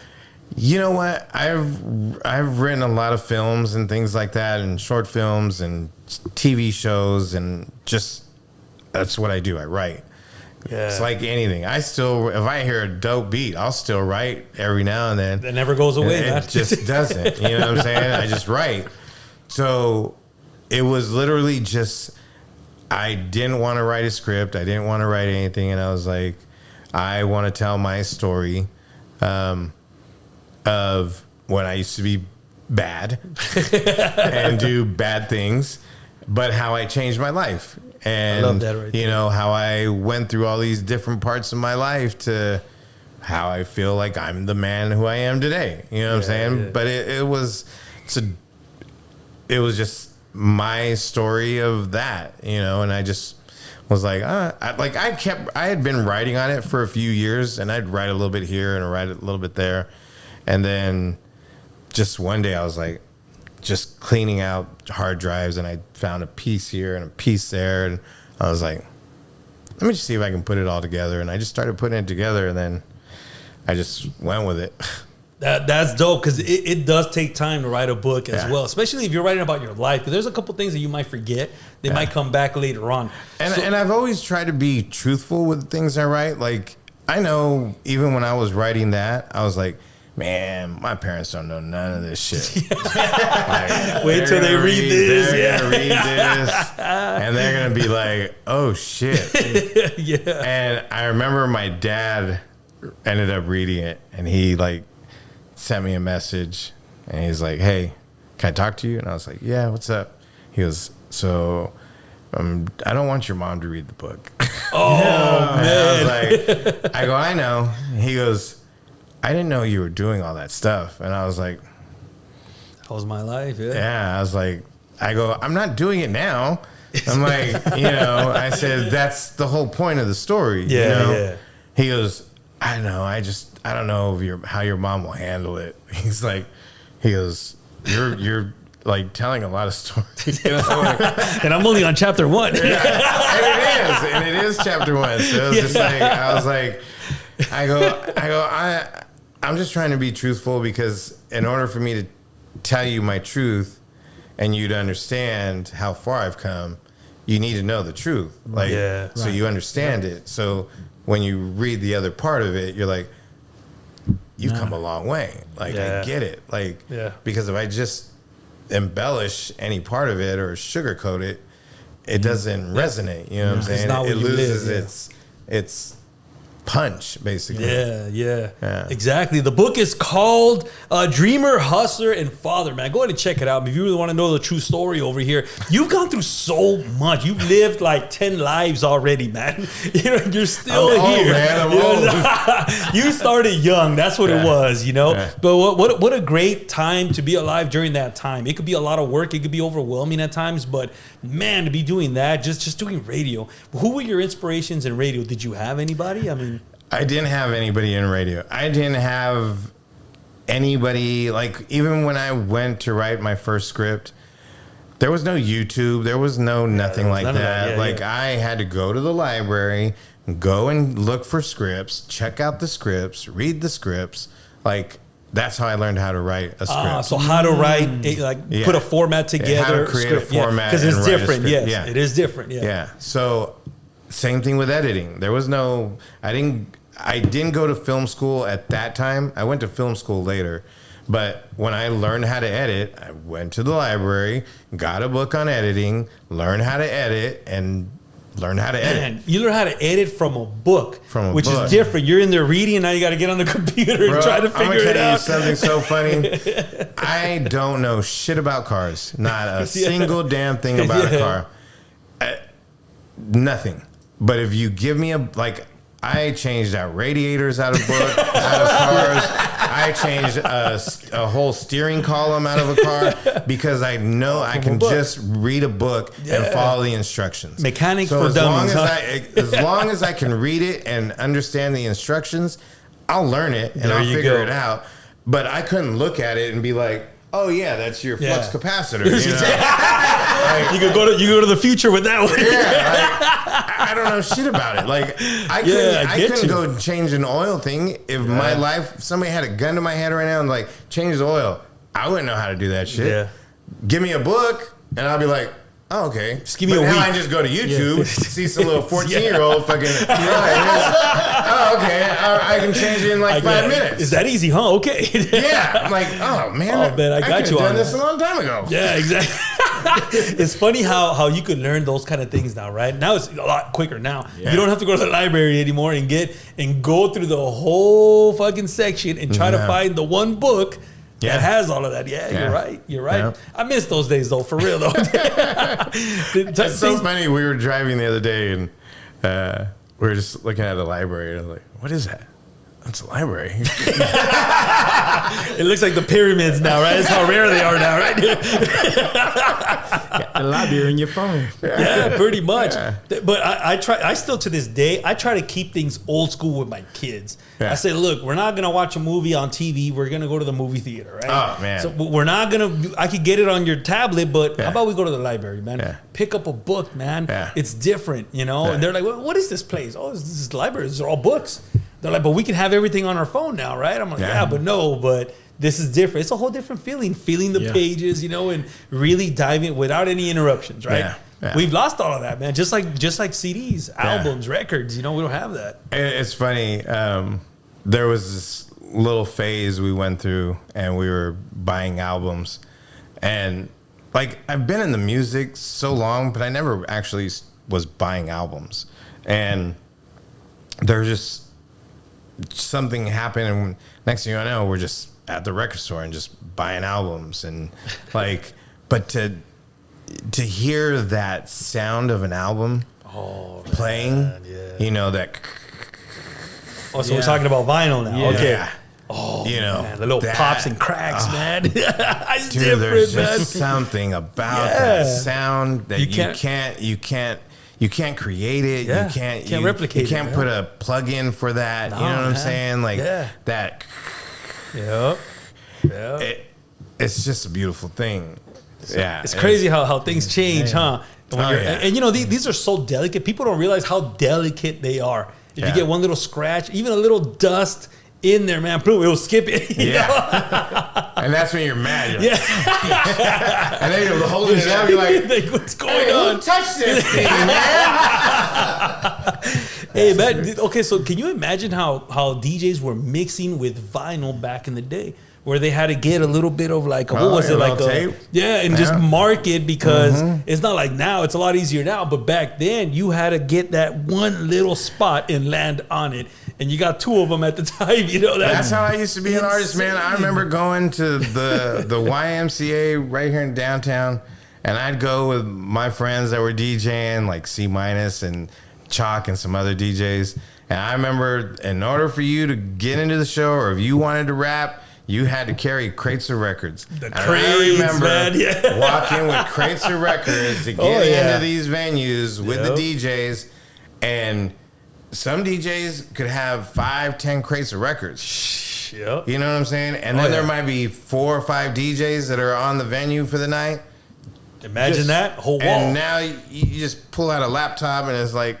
You have centuries of music in there. Like it's crazy how it different, changes. Man. But I've seen some of the videos that you have on YouTube where you do see the crates back there. Yeah, that's like, man, you can't replicate that sound. Just like you said, I'm a big fan of vinyl, and because of that. And okay, how do you feel about, since you like vinyl? How do you feel about modern music being put on vinyl now? You know what? I kind of like some of the new artists that will still drop something on vinyl. It's just. There's this old school classic thing. The people that do it are old school at heart because you just, if you don't know, you don't know. You know what I'm saying? If you don't get it, you don't get it, period. And if you know, there's just like I said, it's just that. That sound, man, is just, it's like, I've made music, and now I see things that are online. Like you can print your own album, and I'm like, that's crazy. Shit, I want to put one of my tracks on an album. Like I want to put it on vinyl. Like just to have one song on vinyl that's mine. Like I don't need to print 1,000 copies. I just want to have my own one copy of one vinyl just of my track. There's something and be like, that's just mine. Yeah. There's something about holding that, right? I'm a big fan of album cover art. I love all that. Yeah. But so going back to like modern artists putting it on vinyl, right? I just feel that it doesn't sound as good just because they have the latest technology. It's too clean. It's too clean. Yeah, exactly. Yeah. And it's not like they were recording like back like when the Beatles were doing it, they had that. They were working with what they had. Yes. Tape. Yeah, and that gives you that sound, man, and now everything is all digitized now. Where I get it, right? It's funny because I had a conversation with this dude the other day, and we were talking about AI music. He's like, "What do you think about AI music?" I was like, "You know what?" I said, "Or an AI script writing and all of that." And I was like, "If the human touch is the human touch, the understanding of human relationships, human emotions, is an entirely different thing. That truth is something that's different from AI. An AI can be very intelligent and just know how to do it, period. But it lacks the heartbeat to that. You said it. And I wrote some lyrics recently, and I was like, you know what? Let me put it into AI. I just want to see what it'll do. And I had it print out. I had it make like 20 versions, and like all of them were like, I was like, this is shit. And then there was one, and I was like, I didn't even think about doing it that way. And it just, but like it was dope because it was just, and I know even whoever is creating any prompt for any type of AI, you still have to be able to create a prompt to create that. Even like people that are creating AI live action content online, you still have to be able to say, let's do a pan to the right and let's zoom in let's have the actor character, AI character, do this and say it this way. Like, you still have to have an understanding of all of these things exactly. that to create that. Even AI music, like I've created some AI music just for some of the shit that I've done online, just because I don't have an artist to create something and I don't have a budget to create something that quick. Yeah. But I can still have to tell it, give me a little bit of slow tempo, upbeat, do this, give me some strings, give me some horns. Here's the topic that I wanted to discuss. Get into all the details. Yeah, like I have to tell every single thing, and then it'll shoot out 20 versions that are shit, and then there might be one or two that are like, okay, I can live with that. Like, that's cool. Yeah. That's cool. But there's no heartbeat literally to it, man. There isn't. There really isn't. I feel like, okay, I'm not a fan of doing 100% AI. I think it's a tool. I'm on many tools, right, that you can use to help you get your product out, right? To make it that what you want. Yeah. But to make the whole thing, like you said, there really is. People think I'm crazy when I say that. No, you can hear it. Yeah. You can. There's no soul behind that thing, you know? But there is a big difference, man. Back then, when you was doing what you was doing, what's some couple of things that you do like back then to compare to today's? Meaning on what? Like music videos. You know what? On the video stuff, I really did love. I loved when an artist was willing to have money for a budget. And just when was be that? like, yeah, exactly. You know, and now it's like there's just so many people that are like, I can shoot a music video for $250. Yeah. And there are people that can do that. Nothing against it. But I remember when there was days people would spend, $50,000 for a music video. Oh, music video, yeah. Music video, and there's just something about being on a set and that whole ambiance of people all gathered around watching something being created. Yeah, production team, all production team, makeup, wardrobe, and everybody, and dancers, and everybody's doing doing their little part to make that. Get Hype William in there. Yeah, and I mean, I've had artists hit me up and they're like, well, I got a car, and maybe we can get some chicks, and we could shoot at this pool. I'm like, bro, I'm not doing none of that. Like, if you want to shoot something cool, and I'm like, I'm not even worried about what I get paid. Spend your money on your video. Let's go rent something. Let's go get a venue. Let's shoot. It's got probably 4 or 5 different locations in it. Let's do that. Like, I'm not really worried about the $200 or $300. Like, how about you spend $800, $1,000? Let's go get this venue, and I can shoot you a dope video. I'd rather do that. Yeah, you know what I'm saying? Like, I could care less about the $200 or $300, and we're shooting in front of your homie's car, that he doesn't want you to drive. But I feel like that's a art that got lost with time. Yeah. Right? Nobody has the money to do that anymore, or record labels are not paying for that anymore. Well, like I said, there's still the guy that has $250 that is gonna do it. Yeah. You're right. And they do good videos. There's some people that are doing $250 videos and they're dope. Yeah. You know what I'm saying? It's just a different thing. It changes but with time. It's like the DJs man, now that will charge $150 or buy my drinks for the night. And then you have a DJ that's been doing this for 10, 15 years, and no, you got to pay me like $400 or $500 for me to come and spin tonight. Yeah, and they're like, well, this dude said he'll do it for like $100 and like 10 beers. Yeah, yeah. So unfortunately, that's the times where we live at right now. It's kind of like music. You don't have to go to a studio anymore. You can do it from home now. Yeah. So I guess so you feel like people don't want to put in the work anymore. They just want to do it a quick way. Money. Yes. Money. I think there's so much cookie cutter shit now. It's just people don't want to spend the money, and people are just, there's no creativity. Creativity, yes. There's a lot that goes into making a video, right? I've shot music videos before, And I don't want to shoot just somebody just performing it and that's it. No, I like to add story because I'm a story writer just like you are. I love adding a little bit extra, giving it meaning. Why should someone stick around for those 3-4 minutes of the song, right? Yeah. You got to give them something there, not just somebody performing live because anybody can do that. Yeah. But yeah, so tell me about writing movie scripts because you've done a lot. You produced. Yeah. Right, you've written movies on some of them, which you said for the record, the stories of Latinos in hip hop, Depth of Field, which I'm a big fan of, Cruising, which I'm still trying to find Cruising, but I've heard you talk about it, Lost Souls. I'm on a lot of different projects that you've done.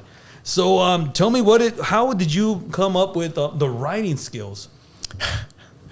It's really from being an artist. When I used to write music, I think everybody has the idea to shoot a music video, and that's what it was. I've always been an artist that was more storyteller than just rhyming some cool words together. Yeah, because it is different. Yeah. It is, you got 3 bars that you have to fill up, but now a movie you have more time to let it breathe, right? Yeah. So to me, I've always just been a storyteller. Even my mom said when I was younger, I would get good grades or something. She was like, you didn't want toys or anything. She's like, you would ask for like a thesaurus. She was, I remember you would walk around with a thesaurus. She was, and every time you'd be like, give me a new thesaurus. Wow. I was always just into words. So I get you. Yeah. So to me, that was writing a story in a song. Now writing a script is just a longer version of a song for me. Yeah, you're right. And that's all it was. But I think my writing got different as I got older. I had to experience a lot more things. Yeah. You know, heartache, pain, anger. That's what writes the best scripts, best music. Yeah. All of that. You know what I'm saying? When I wrote Depth of Field, like, I cried plenty of times. That's a hard movie to watch. It's very relatable, man. Very relatable. There was nights I'd write 14, 16 pages in a day, but at the end of the night, man, like, it would have me bawling. Like, it was my therapy, you know what I'm saying? Like, it was stuff that I was me telling my truth, you know what I'm saying? So that's what I wanted to ask you. Was that like, which Death of Field is available on Amazon right now? Go ahead and check it out. It's free. Check it out, please. This is a really good movie you don't want to miss. Was this true to life? Was this experiences or it was around you? Basically what it was, I was kind of going through grief, and not in the form of actually losing my child to death or a spouse or anything, but I was just going through court stuff. I've been there, man. So it was just, to me, it felt like a form of grief. So I used it as that. It's very beautiful written, by the way. That movie is really good. I'm going to cut you off. So would you feel like you was living out your body or in your mind? Yeah. Like, I had to write stuff that I had to stand back and look at how I was in those moments, and like really stand back and look at me, how I was feeling in those days. Mm-hmm. So yeah, I think it is outer body experience type stuff. You got to go to that dark space again, huh? Which can be tough. It really is, man. I mean, a lot of the things that I write are very personal, because I think in order for you to, like I said, in order for an audience to relate on any level, people can tell when you're bullshitting, and you're just you're just putting up a front to just tell a story. But I think people can see real honesty and truth, because the way it comes out, like, it's just, there's something about it. Like, people can just see through the bullshit. Yeah. It's like you might have a homie telling you a story and like, oh yeah, man, it was fucked up and she did this and she did that, and you're like, it doesn't sound like, like they exaggerated a little bit. You can hear the bullshit. You know what I'm saying? Yeah. But then you have somebody else tell you a story and you hear it and you're like, oh shit, that's fucked up. Yeah. Like, you don't think about anything else. You just kind of go, damn, that's fucked up. You're right. You're right. And you know it automatically, because the way the story is being told, you can understand the certain things that how they're telling the story that just make you go, fuck, that's fucked up. You know? Yeah. Somebody tell you, oh yeah, man, you know, this happened and blah, blah, blah. And you're like, fuck. Even if you've never experienced that, right? Yeah. But to be able to be sucked into that person's story, that means that, you know, it's a really deep story. And Depth of Field is one of those that, man, this is very relatable to me, man. When I watched it, I was like, wow, this is like... Thank you. This is very, very grounding. I love it. I love that movie. It's so funny because it's definitely... we showed it in Cannes. Yeah. And this young girl came out of the theater. She was a college student from here in the States. And she was like, this is a film that needs to be taught in men's study in college. And we were like, what do you mean? She goes, there is no story or film. She's talking about her own experience. And she's like, that I've ever seen that tells how a man deals with emotion. Damn. She goes, she's right. She goes, most men are, you know, quick to be, you know, machismo, or, you know, they don't show their emotions. I have no problem telling you right now, you know, was writing the script, you know, and I cried. I was emotional.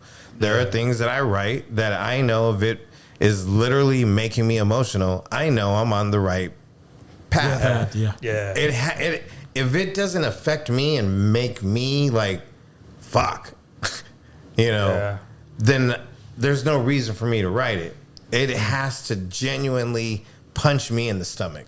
Yeah. And give me an emotional reaction. If it's not giving me that emotion to myself, if it doesn't do that to me, I won't write it, or I don't want to show it to nobody. I love that you said that right there, because once again, this movie is very impactful.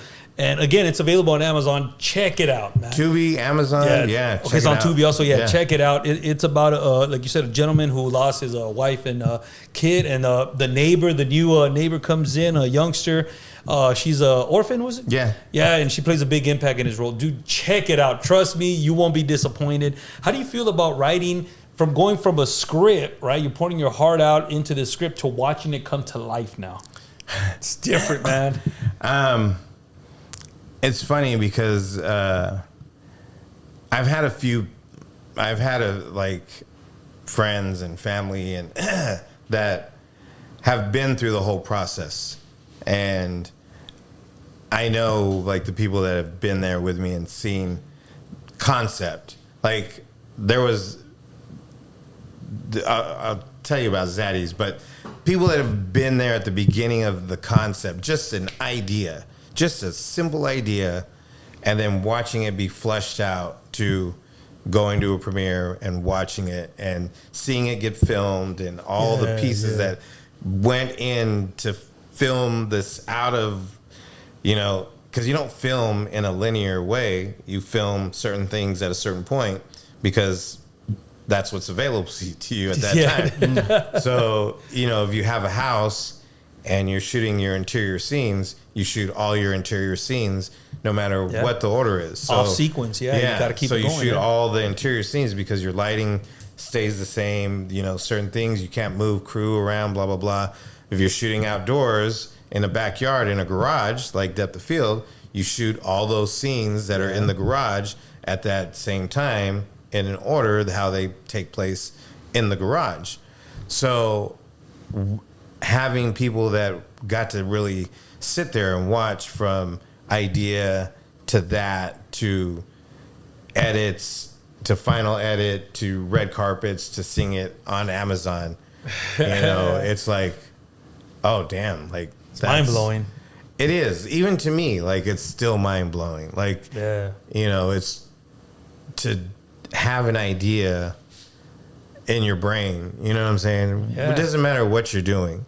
You can make your food, you know what I'm saying? Mm-hmm. And you kind of just, you're adding certain things and you're just like, I'm you know, put these bell peppers in there and I'm gonna do this and I'm gonna do that. You know what I'm saying? But it really is. Like, it doesn't matter what you're doing. The person that's cutting your yard, you know what I'm saying? Like, they're gonna go out there and cut your yard, but somebody's gonna take that extra time and they're gonna be like, you know what, I'm gonna clean up this edge right here. I'm gonna do this. I'm gonna do that. This part looks like it's dying. I'm gonna add a little fertilizer here. Like all of that. People take pride in certain things. Yeah. You know what I'm saying? There's people that just do it. But the people that take pride in no matter what they're doing, you can tell. You know what I'm saying? You can tell the person that takes the time and is like, yeah, I'm gonna show this some love. Yeah. I'm gonna give it the love and attention that I think it deserves, or that definitely. I know I can do. That I know how I can love it, I can nurture it, I can do that. Yeah. Was there a part in that movie for you personally that was too real? There is one scene. Tell me about it, man. One scene where the little girl runs up and he's like, "You're gonna make me cry," and she's like, "It's okay, you can cry in front of me." That scene actually happened. So that was word for word. I literally took word for word from how it happened to me and put it on the project. That's beautiful, man. I'm glad that you were able to capture that and put it out there for people like me can relate to that, man. Yeah. I know exactly what you're talking about, man. Once again, check it out. Depth of Field is available on all streaming platforms. And check it out, man. It's a really good movie. Was there any deleted scenes, some scenes that you wish you could have had on? Because, your script could have been very long, but not everything makes it onto. No, everything that we shot pretty much made it. There was some scenes that were just long in dialogue and we just shortened up a little bit, but pretty much everything we filmed made it onto the film. That's dope. Yeah. How do you feel about going back and watching the movie? Does it still hit you as much, or is it like, hey, man, I'm glad I got that out? I feel better now. I do feel better, especially for Depth of Field. The weight it took off of me, because it's a lot of the writing I do is therapy, so you go to a therapist and therapist is like, well, start from the beginning. Tell me, how did you get to where you're sitting here right now? Yeah. And you got to tell all the good parts, blah, blah, blah. This is awesome. And then, then they're like, then they understand how you went from there to the next part.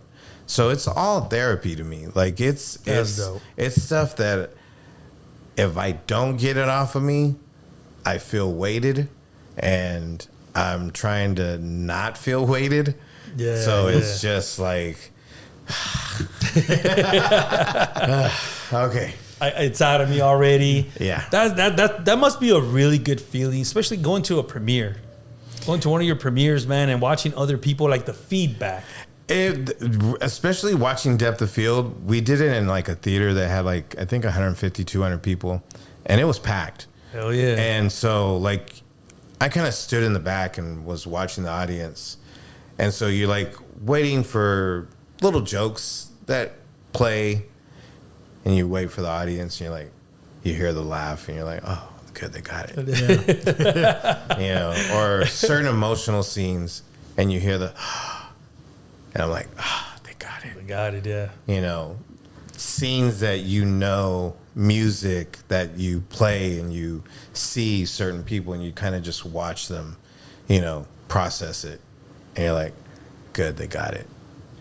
Yeah. It's a different thing. You can watch it with your friends and your families, your girlfriends, and all of that, and everybody's like, oh, it's good, it's great. And I mean, I'm sure it's all genuine and and love, but to have somebody that's never doesn't know you and watch it and be like, I remember when I was saying, when we showed it in Cannes, there was a gentleman that was sitting in front of me. I sat in the very back.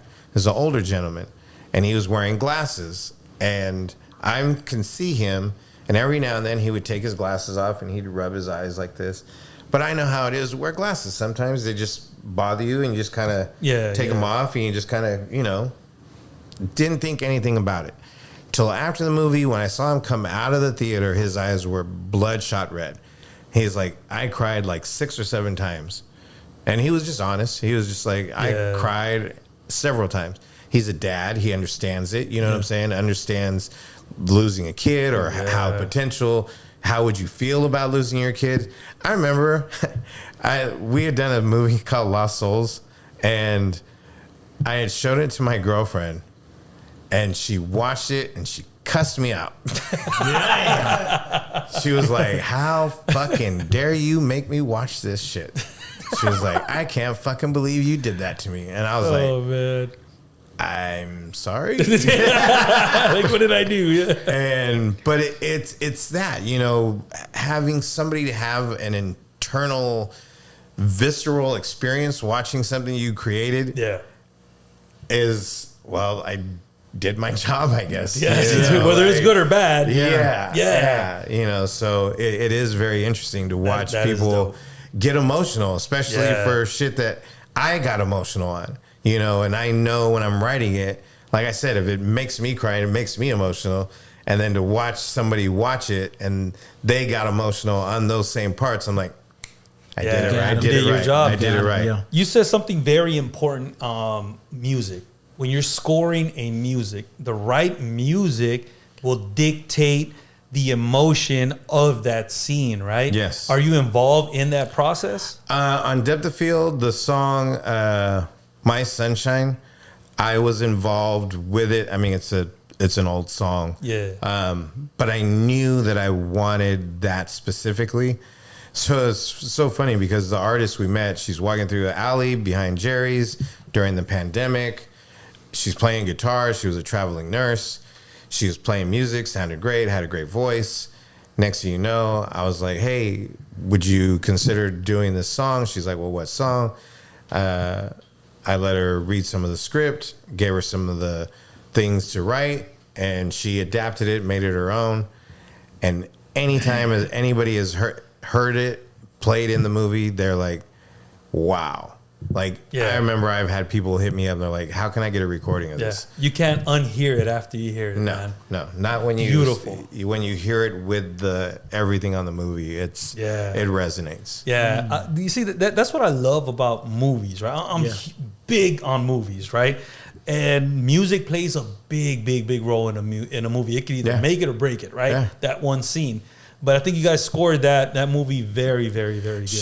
You know what's so funny is she went and she's an artist all the way through and through. So she played the electric guitar, she played the acoustic guitar, she played all these different versions for it. So if you watch the movie and you see these certain scenes, like you'll hear electric, but it's all still My Sunshine. So there's electric, there's acoustic, there's a mixture of both.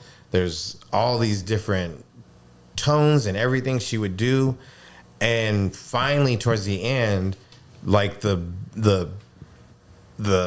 finale scene that's kind of wrapping up the movie, you finally hear the entire song and it goes and you're just like, yeah, man, beautifully made, man. Beautifully written right there. It just fits perfect for the story that you're telling right there. You know, so once again, we're here to premiere Zaddies, right? It's going to premiere on June 27th. I'm sorry. We're here to talk about it. I promise you, we're going to get to it. But before we get to that, one last thing. Vertical Films. You have two series. Is a brand new space that everybody is in because we all are now sitting like this. And it's so funny because there's an interview with Matt Damon and Ben Affleck about their new movie called Rip. All right. And they're talking about how Netflix is telling them, you have to give the plot line 3 times to your audience. And they're like, well, what do you mean? Like, now there's a formula because people watch movies and they're watching a movie, especially at home, and they're scrolling. And you're kind of like, you'll watch it and you're like, and then... So this vertical thing is a brand new thing that's created for reels, and they're 1 to 3 minute short videos, but they're written, scripted. And so I was like, well, I hadn't done anything since Depth of Field. And I was like, basically like a crackhead. And I was like, I ain't done nothing. You got the scratching going on. I'm like, I got to be creative. Like, what do I do? You know, I don't got a budget. Like, how do I figure this out? I'm like, shit. Same thing like I did when I was doing music stuff. I'm like, oh shit, I know an actor. Like, I know a good actor doesn't get an opportunity to do a lot of things. I'm going to reach out to an actor homie and I'm going to do this project with him. So I reached out to some of my good actor friends and put them in something. Literally I shot at my friends who own Jerry's Pizza. I'm like, hey, can I shoot some stuff here? Yeah, come through. Hell yeah. Reached out to my girlfriend. I'm like, hey, can we use your dog? she's like, yeah, take him. Use your resources, man. Yeah. Use the house. Called up my other homegirl. I'm like, hey, can we use your house? She's like, yeah, go ahead. Ended up a liquor store a day of. I'm like, hey, man, like I went to a bunch of other different liquor stores, and he's like, I go, bro, I'll shoot you guys a commercial. He's like, really? And I was like, I'll shoot you a commercial. I said. And he goes, okay, you got a deal. That right before I shot the scenes, shot a quick commercial. And he was like, boom. Yeah. And I was able to shoot inside the liquor store. Hell yeah. So it was really just, what do I have access to? What talent do I have? I know how to edit. I know how to write. I know how to direct. I know how to light. I know how to do everything. Single part of it. Yeah. I didn't need a crew. I didn't need a budget. I just needed some actors that were like, fuck it, let's do it. Let's go. Yeah. And these actors showed up for a few nights, for a couple days, and we shot and we knocked it out. I shot in verticals 1 to 3 minutes. I think we shot like 6 episodes of one of them, 7 episodes of the other, waiting to shoot some more episodes on both of them. Oh, hell yeah. So it was literally just to do something because that's what people wanted. People were asking for this vertical stuff. Yeah. If you see some of it, it's fucking novella, like Skinamax type shit. Yeah, it's like the boss lady with the secretary or the millionaire with the nanny. And it's like, it's softcore porn, a lot of it. You know what I'm saying? And it's ridiculous. No offense to those people that are making it, but I couldn't make that. I don't want to make it. Yeah. I write shit that I know. So my shit's gritty and dirty and funny and, know.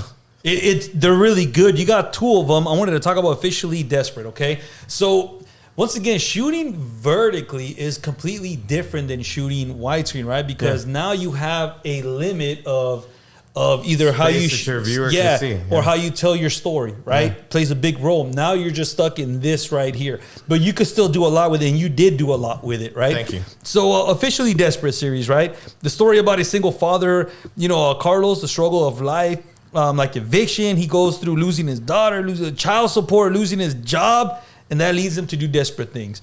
Which every single part, right? It's like you split it into like 6, 7 different parts, right? Yeah. And each of them are like a minute. But in that 1 minute, there's so much emotion, so much story, so much relatable stories that happen in there. It was really trying to find, again, it's the actors, man. Like the one for Officially Desperate, I've known him since he was like 15, 16 years old. He killed it, man. And he lives in Sacramento. His name is Richard Gamboa. He's an artist as well, goes by Hawk. So I've shout out known Richard, him, man. You knocked it out. I've known him for a very long time. And then when I started doing movies, he started telling me, he's like, oh, I'm getting into acting. And I was like, that's cool, man. Like, I support anybody that's trying to go down any type of creativity, because creativity is a very hard lane to be in. Yes. So I was like, good luck, man. I hope we can work together one day. And then I ended up he had sent me some stuff. I checked it out. I was like, okay, it's good. Like, he's an actor. Yeah. When we shot the scene for the very first episode, but it was like in the timeline of how we shot it, it was like the last stuff we were filming. Okay. And so I hadn't seen his level of acting. Like, he was acting in the other stuff, but the emotional part, like, I hadn't seen that. Yeah, and I saved it for the end of the day. So when we finally shot it, he did it a couple times, and I was like, I gave him a couple direction, and then I was like, do this, do that, say it, slow down, da-da-da. And he took the direction. And he fucking did it, and I was like, whoa. I was like, bro. Knocked it out. Bro, you did. Because I shot it in a one shot. So there's no edit to it. Like, it's just him being emotional, and I'm just like moving in on him. Bam. And he just, you see the emotion. And I did that in Depth of Field too. Like, there's some emotional scenes. I don't like getting a bunch of coverage of emotional scenes because I think it takes the audience out of it. Because you're watching a cut, you're like, I'm supposed to be involved with you as you're having your emotional moment. But if now I'm cutting to him reacting to you having your emotional moment, it kind of throws you off. Or I get a close up of your hand because you're tapping on the table because your emotions kind of takes you out of it. Yeah. But if you watch somebody telling you their story and you're watching them and there's no cuts, there's nothing, and you just raw. Part of like I said earlier, you know, those moments where you're like listening to somebody tell a story and we've all heard, and you get to that part, and you're like, fuck, that's fucked up. I think those moments resonate with an audience member watching it because now you haven't taken your eyes off of them. You're sitting there and you're like, oh shit. You're locked in, This is personal. Like, and I would rather keep you in that moment. And that's what I did with him for that. Man, the scene where he gets a call from child services that you're going to see your daughter. Okay. So let's just break that down real quick because that right there is important to the story. He gets the call. He gets excited. He's happy. I'm going to see my daughter. But then they charge him for seeing her, and he doesn't have the funds, and you get to find out why, right? And you go from getting this emotionally happy to just, bam, you're back down. And there's nothing you can do. You want to be there with all your heart, but there's nothing you can do. And to see his acting, his face expression from going from happy to just destroyed in 1 second. Fucking incredible, man. That was fucking incredible. That was the direction I was trying to get to him. I was like, man, it's gotta change that quick. You're here and then boom. But you can't, like, I'm like, you can't be angry. You can't lash out because it's not her fault. She's doing her job. I'm like, so you gotta, that's true. You gotta take it and just. Well, you gotta make it feel like it hit home. Like, damn, this really is happening. Like, serious moment. That's a hard scene. Hard scene to watch, but it's a key moment in the story that you're telling. And that's just one. There's many. Once again, Officially Desperate. You can see it on Instagram too. You know, you can see the clips up there. My goodness, check it out. There's about 6 to 7 parts to it right now, and the ending is just. You know, you want to stick around clip by clip. The next one I want to talk to is Unfollowed, which is another one that I can relate to, right? Unfollowed is about a YouTube creator named Chris, right, who is starting his show from zero. You know, he gets desperate and trying to become an influencer. But what happens when your audience turns on you, because there's several situations that happen in there. And this guy goes from being happy, I'm creating something, shit, man, I can relate, to just like, man, this thing ain't clicking. What can I do? Let me follow the trends. Let me do this. Let me do that, right? And again, which leads them to like a dark path, you know? Yes. Yeah. It's so funny because my friend, he's an actor. And so he's sitting there and he's been in Euphoria, Hentified, all kinds of stuff. So he's an established actor. And then he had sent me a commercial he did for Perplexity AI. And it's basically like a chat GPT thing. And it was 2 little boys talking about a soccer player, and they're mimicking a saying or something that the soccer player does. And he is the cook inside a taco truck, basically. And so he's listening to little boys, and little boys do their order and they take off. And then he pulls out the phone and he's like, whatever the AI is, he's like, what is this saying? Or what, he does the sound that the little boys were doing. And it's like, oh, blah, blah, blah, such a soccer player, blah, blah, blah, blah. And so he's always plays the rapist, the killer, like he plays the bad guys. Yeah. And in this commercial, he played a version of himself. And then he has this little pug.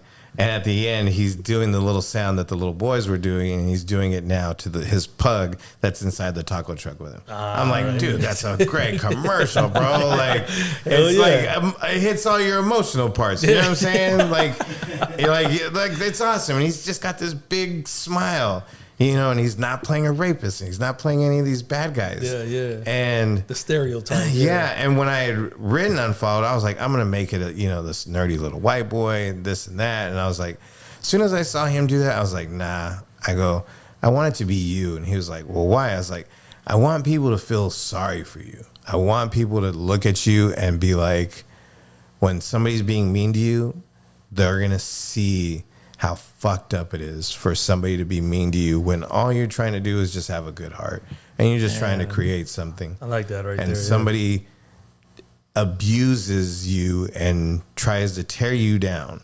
I want the audience to look at you and be like, but he's so nice. Like, he's like, why would you do that to him? I was like, if it was anybody else, I don't think they would get it. I said, the audience should look at you and automatically genuinely feel bad for you because you don't have a bad heart. And I showed everything, all his comical stuffs, every form of him acting, dancing, being a fool, the banana suit, everything. All of it. It's so funny because we shot it at Beale Park. Yeah, I recognize. And when we're shooting there, these two little boys they're riding their bike by us, and they stopped and look at me and him, and I'm filming him, and he's got on the banana outfit, and I got the music playing, and he's dancing. Oh man! And a little boy rides by on his bike, and he just goes, "Get it, get it!"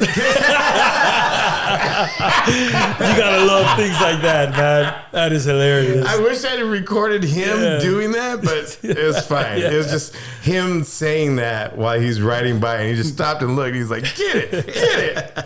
That is hilarious, man. Another well-written story right there. Thank you, man. And the ending is just, man, I was shocked at the ending, but it's relatable, man. Things like that do happen.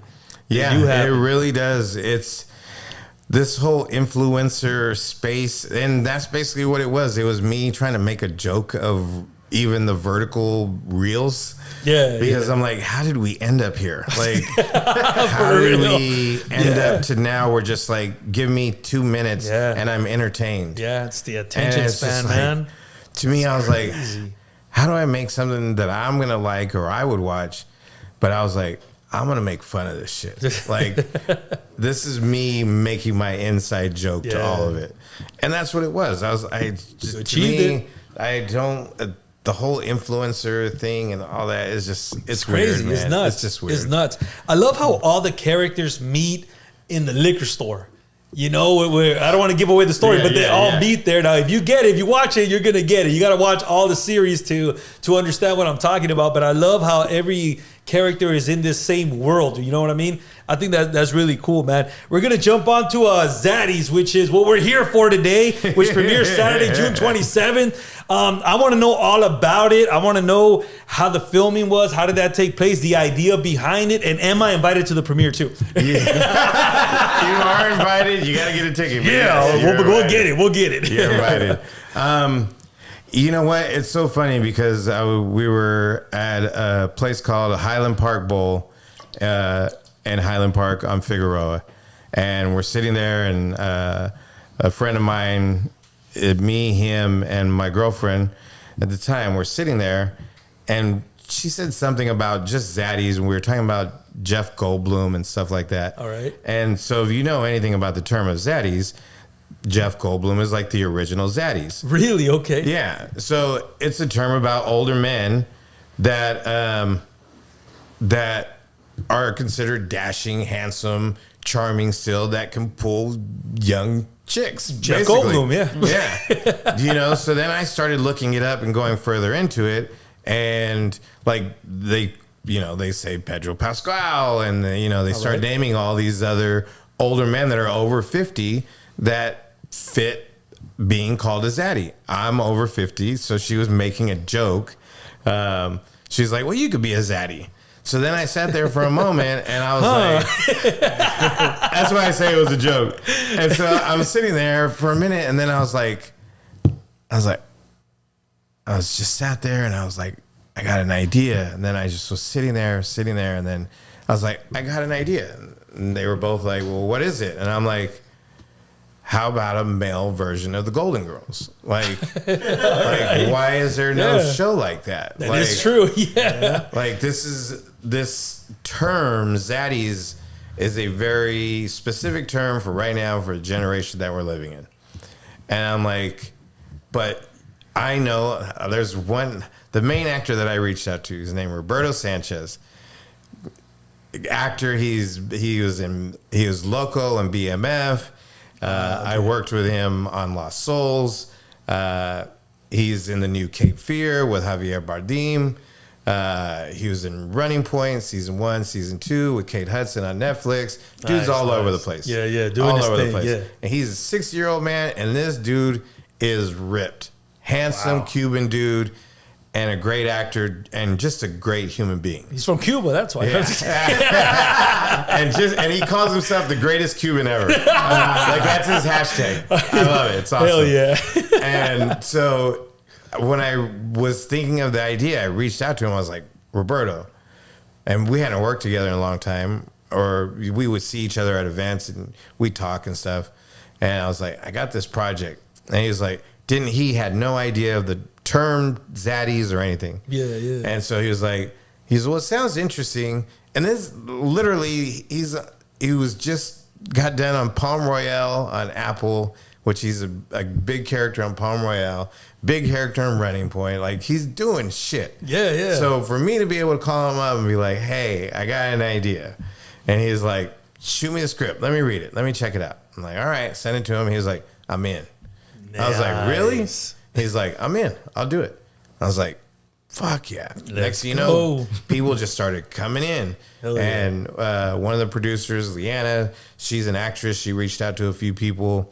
So she brought in Quentin Aaron from The Blind Side, Alexis Knapp from Pitch Perfect 1, 2, and 3. So like people started coming. And then next thing you know, we shot it. And we shot it we rented a mansion in Malibu for like 6 days, and we shot for like 3 days. We shot it at this mansion in Malibu. And the crew stayed there. We all stayed there at the house. So we'd film during the day, and then at night we'd crash there and wake up in the morning and film the next day. Do it again. Hell yeah. What's really fucked up is it was after the fires, so they were still fixing a lot of the electrical stuff in Malibu. That's true. Okay. So we had the power go out twice. Oh shit! While we were there, and it was out. The first night it finished. It went out at night, and we had a small generator, so we were able to do some little stuff. Then we were like, okay, the next morning we went and got a generator. The next morning, a big one, and so we were waiting. Power didn't go out, and then towards the end of the night again, power went out for like half the day. Good. So we ended up having to run a generator for half the day. And these are things that you don't know this is going to happen. This is just part of filmmaking that you don't expect, but you have to be ready for everything then, right? I think at this point, you're ready for whatever comes, right? Because I'm pretty sure you've dealt with a lot of things. We've learned already. There's always a plan C, plan D. Yes, whatever will go wrong will go wrong. Tell me about finding the perfect cast, because you got 4 gentlemen over here, and you got to find the right people to fit this show. It really is, because I mean, we reached out to like some of the girls that play the daughter. I reached out to some actresses that I knew. Some people just didn't have the time, didn't fit. When we actually saw Alexis with Roberto and actually saw them filming and on film, there was just something that it was father and daughter. It was just perfect. The guys, they had never hung out with before. They were on the scenes together. Next thing you know, like you just saw a friendship That's dope. just happen. You get to see that live as it's going. Yeah. It was natural. It was very natural for all of them. I mean, they all seasoned actors, but it was just natural. Yeah. That is dope. How long are these episodes going to be? They'll be about 30 minutes. All right. So that's what we're working. Nice. That's what we're working. So we're still talking to people that we're finding interest in it to finish all of it. But there's interest and people are aware of it. And that's what we're hoping the screening will do on the 27th. Bring more eyes to it and, most definitely, bring more people to pay attention to it and be like, yeah, we need that. That is dope right there. Yeah. Based off of the work that you have already put out there. But I can't wait for this right here. There's the new series that's going to be out. Don't forget the premiere at Chinese Theater over there in, what is that? Hollywood? That's considered Hollywood, huh? Down in that area? Yeah, right in Hollywood, right off of Hollywood Boulevard. Yeah, and then go to the Whiskey Go-Go after that. Highland and Hollywood. And what time is it going to premiere at? 11:30 a.m. the 27th. You got to be there, Series man. Block 7. You got to be there. Go ahead and check it out. That's going to be dope as fuck right there. Tell me, you're into filmmaking, so the last couple of questions here. What films do you like? What do you like to watch? And I know it's kind of difficult now because you as a filmmaker, you notice a bunch of things now. But what do you personally like? What is in your collection? I'm seeing scary movies. What is it? I'm seeing scary movies. I don't think he's a scary movie. I'm not a big scary movie dude. Like, Yeah. I like thrillers and suspense. Love those. Like Silence of the Lambs, shit like that. Ooh, Like, that's a good I love one. shit like that. Yeah. I'm not really into the paranormal stuff. You know right. what I'm saying? The bodies flying across the room. Like, okay. Not. It's not your, but it's not your. Hey, we're interviewing him right now. I'm just saying. It's not about me. I know it's not about You already know what I like. It's not about me. But all right, go ahead. What do you like? And I like anything that is like I love Christopher Nolan. I love Martin Scorsese. Oh, okay. You So know, we're going that way. Okay, storytelling. Quentin, obviously Quentin Tarantino, Paul yeah. Rodriguez. Nice. Okay. I love a lot of that stuff. Spielberg and things like that. You love dialogue. I love dialogue. That's what it is, huh? I love Yeah. dialogue. Same I'm not here. into big CGI stuff. Yeah, I mean, I'm yeah. cool. I'll watch it. I love Avenger movies and Yeah, but stuff I'm over like it that. already, yeah. Yeah, but I want to watch something that's there's no explosion, and just people just acting and just doing some shit, and you're just like, whoa. Yeah. Give me an emotional reaction. Yeah.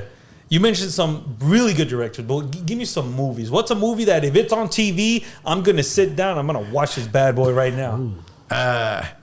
So I have like movies that I watch like to pick me up. Like I love Seabiscuit. Seabiscuit, the horse one. Yeah. Yeah. I love Seabiscuit. It's a story of redemption and hope.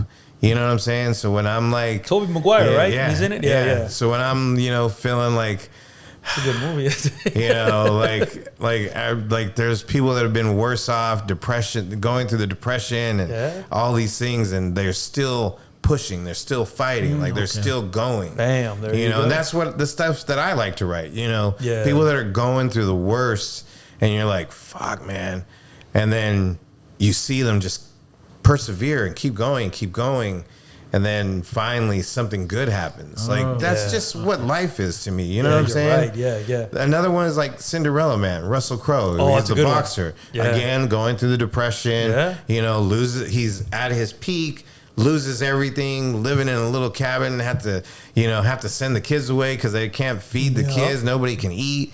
And then literally fighting his way back to, coming out of the other end. Yeah. That's someone who's not supposed to win. Yeah. But does. Yeah, because he has to win. He has to fight. Yeah. Like he has to save his kids. He has to save his family. Yeah. He has to do everything. Yeah. That's deep storytelling right there, man. Like those are the things that I like, things like that. Like you're just like, man, like redemption and hope are just things that I just love. Yeah. Like, because I think that's all of us. You know what I'm saying? Like it's cool to watch Deep things down, that, action, shoot 'em up. I like those movies too. You know what I'm saying? Yeah. I mean, they're dope, but like I love Watch Heat. You know what I'm saying? Yeah, he's a But good same movie, thing, yeah. like Legends of the Fall. I love Legends of the Fall. Good movie. You know, man, you're picking a lot of good movies back there. and, you know, but it's like, you know, you're watching, you know, Brad Pitt go through all this jacked up shit, and you know, he can't find himself, and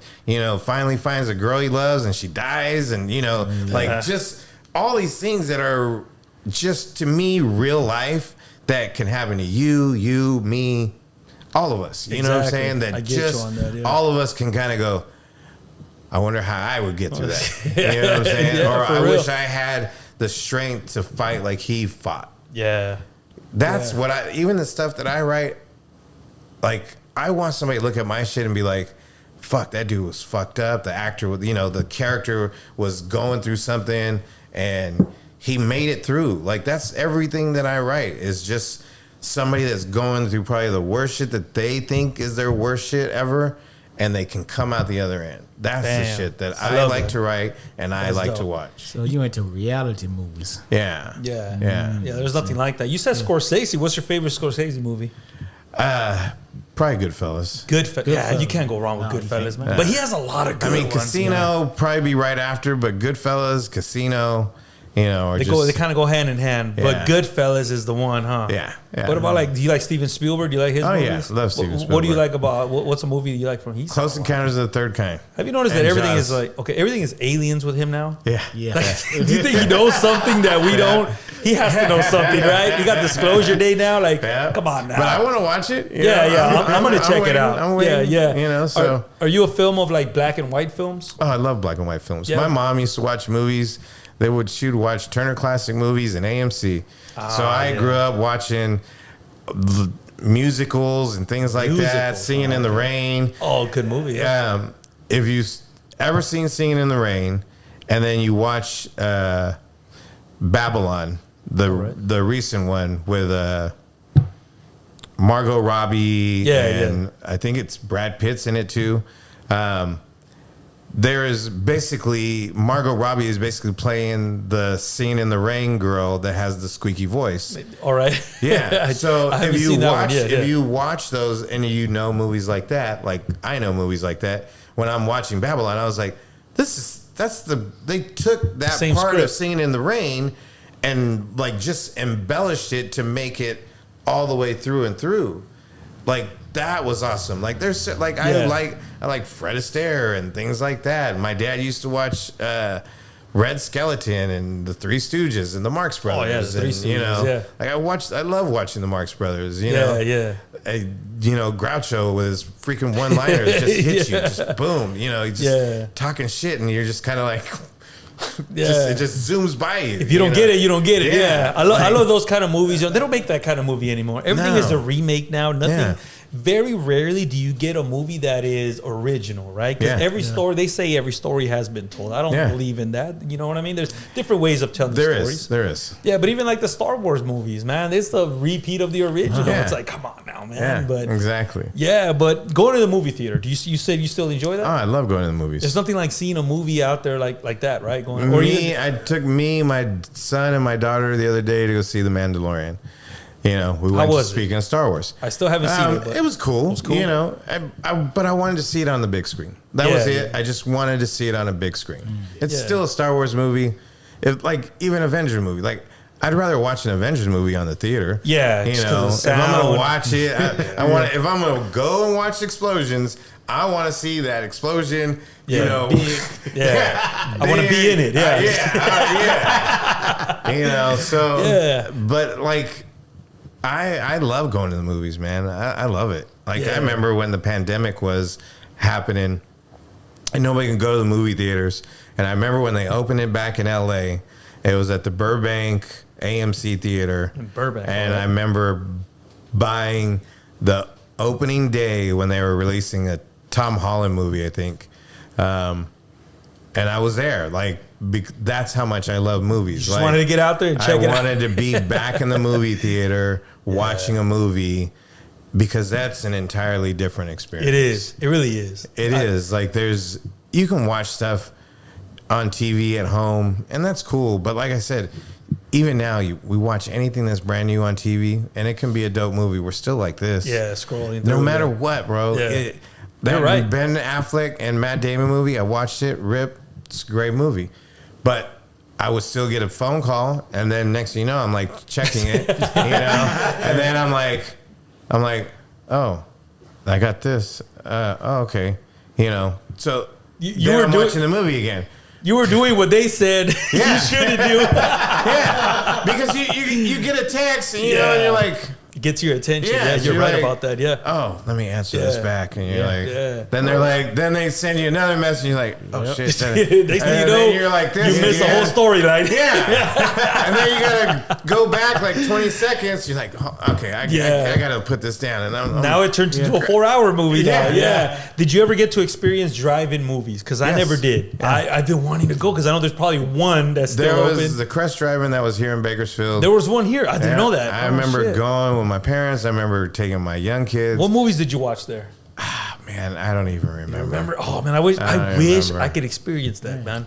It is. I mean, I know there's a couple more drive-ins, but now you can get it like you Bluetooth it into your car. Yeah. Like I don't want to do that. I don't want to do that. I remember getting the speaker, you hang it on the window. Yeah, exactly. And it's like that crackling. We're going back to that. I want to experience that cheap ass speaker that you mount on your window. I don't want to do the blue. No.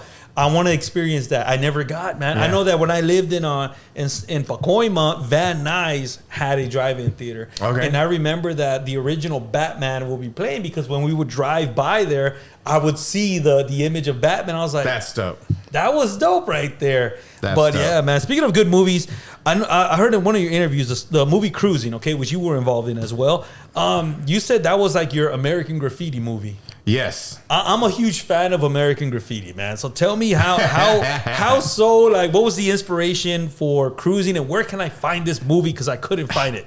I have copies of it, and I'll give you a copy. Oh, thanks, man. I appreciate that.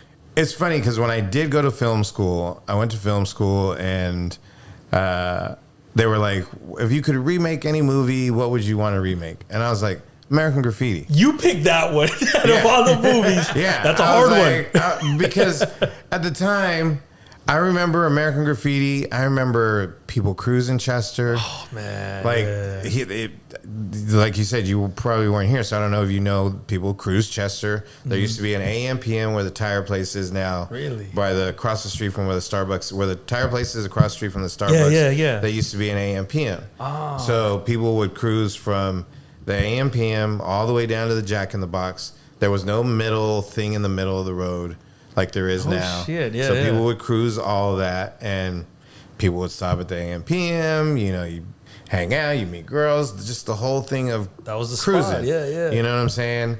And then like I said, I've always tried to give back to people that I knew were doing music. So you have Wolfman Jack on American Graffiti, and he's playing music, and so he's setting the tone for the vibe that people were experiencing that cruising where he was living at in Modesto. Yeah, for real, yeah. So to me, it was the same thing. I was like, I can make Chester all over again, get cruising, get some lowriders, some cars, some chicks, some homies, and play good music. I asked Roscoe Molly to be my Wolfman Jack. He was like, hell yeah, I'll do that. Yeah. So he played my Wolfman Jack. I was able to play music because I'm playing a radio station through the whole movie. So the radio station is playing, so I'm playing music from all the artists that everybody that I knew. So I was like, I want this track, I want this track, I want this track, I want this track. Made the radio station, played everybody's music, and put the movie as basically the movie. I love that right there because American Graffiti, man, I remember the music. They spend more money on the music rights. Well, instead of filming the movie, right? The movie budget. But man, for you to recreate something like that is dope. Out of all the movies you could have done, you picked the perfect one, man. Did you feel any pressure? It matched what I remember about my high school early 20s. That's dope, and it was, man. and I knew if I was gonna remake anything, that was easiest to probably remake. Really? Yeah. Did you feel any pressure? Trying to, because you're trying to replicate a movie that's like no, because it was still my own version of it. Okay, how I remembered Chester, how I remembered people hanging out, it was just my version of it. You know, That's what I'm saying? dope, man. I bet you had a lot of fun shooting that one, though. Oh man, it was crazy because I brought all these actors from LA, and I brought that's the true. very beginning of people that were influencers. I Yeah. brought people into the movie like that. So like I reached out to people that just at the very beginning of influencing and that whole fucking thing. Like I reached out to people that had a fan base, and you know, I was like, "Hey, you got a fan base? You know, how about I put you in a movie?" And they were like, "Oh hell yeah!" So they would come and be That in the is movie. I had Down Kilo in the house party scene. He had just done Lean Like a Cholo. I was like, "Hey, man. bro, like, I gotta see this." I'm like, yeah. "Hey, can I put you like, you know, it'll promote your music?" He was like, "Hell yeah!" Next, thing you know, I had this. This is when I was out touring around with Bash and them. So he had the Stewie brothers. I was like, "Can I put the Stewies in the movie? I'll make them a big Damn. part of it." So they visit Roscoe O'Malley. Roscoe O'Malley's promoting the Stewie brothers to the whole movie.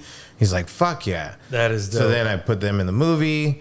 I ended up shooting a music video for them after we shot the movie. Shit, man, you were busy. Like it was just, but were it was busy. everything. Like I said, everything I've always done. It was always to promote actors that I know Yeah, there you wouldn't get go. a chance. Yeah. Promote artists that wouldn't get a chance. That's all I've always tried to do. That is, and Hector comes out in that one too, right? Yeah, he plays Hector in every cop. single movie. He plays a I don't know cop. how he does it. He plays a cop on this. You see, I saw the trailer for it, and I'm like, dude, I gotta see it. I couldn't find it though. But you say you got a copy. I gotta give me a copy of this movie right here, because once again, the music is what makes the whole movie. You know, just like American Graffiti. I can't wait to It listen really to that is, track. man. It really is. Like I'm very proud of the music that I put in there because there's artists that you'll hear it and you'll be like, I've never heard this song. That's a dope track. Yeah, yeah. Like there's stuff. There's an artist named Major James. He's got some music on there, and he's one of the people I met through Lucky Louie going to the dispensary. You know what I'm saying? So there was people I met through everything, and I was like, I had a Far East Movement track on there, like things, because I was the first person that started getting them on stuff. So their management was like, hell yeah, you can use one of the tracks. That is fucking dope right there, man. John, I want to thank you for coming on the show for Thank you, real. man. This is like, I try to fit everything that I could in Bro, 2 this hours. is probably the best but this- podcast I've done, Thank bro. you, man. Thank you. I didn't know you were going to do Thank like you. history. I thought it was just going to be a conversation. I think I only got through half of my And I questions, to be respect honest. all of it, so thank you. We definitely got to do a part 2. But before we let you go ahead and plug away your social media and the premiere of Zaddies as well. Zaddies, Man's Chinese Theater, June 27th, 11:30 a.m. Series, Block 7. Please come out, check it out. And social, Instagram, /Cut'em Films, CUTM Films. And then through that, you'll find Officially Desperate page. You'll find Unfollow page. You'll find Zaddies page. All of that through Cut'em Films. Hell yeah. Go ahead and check it out, man. Believe me, you will be entertained. Check it all out. And John, thank you once again for coming on the show, man. We really do appreciate Thank you guys. Hell Thank you yeah. guys. We'll catch you guys on the next one, man. See ya.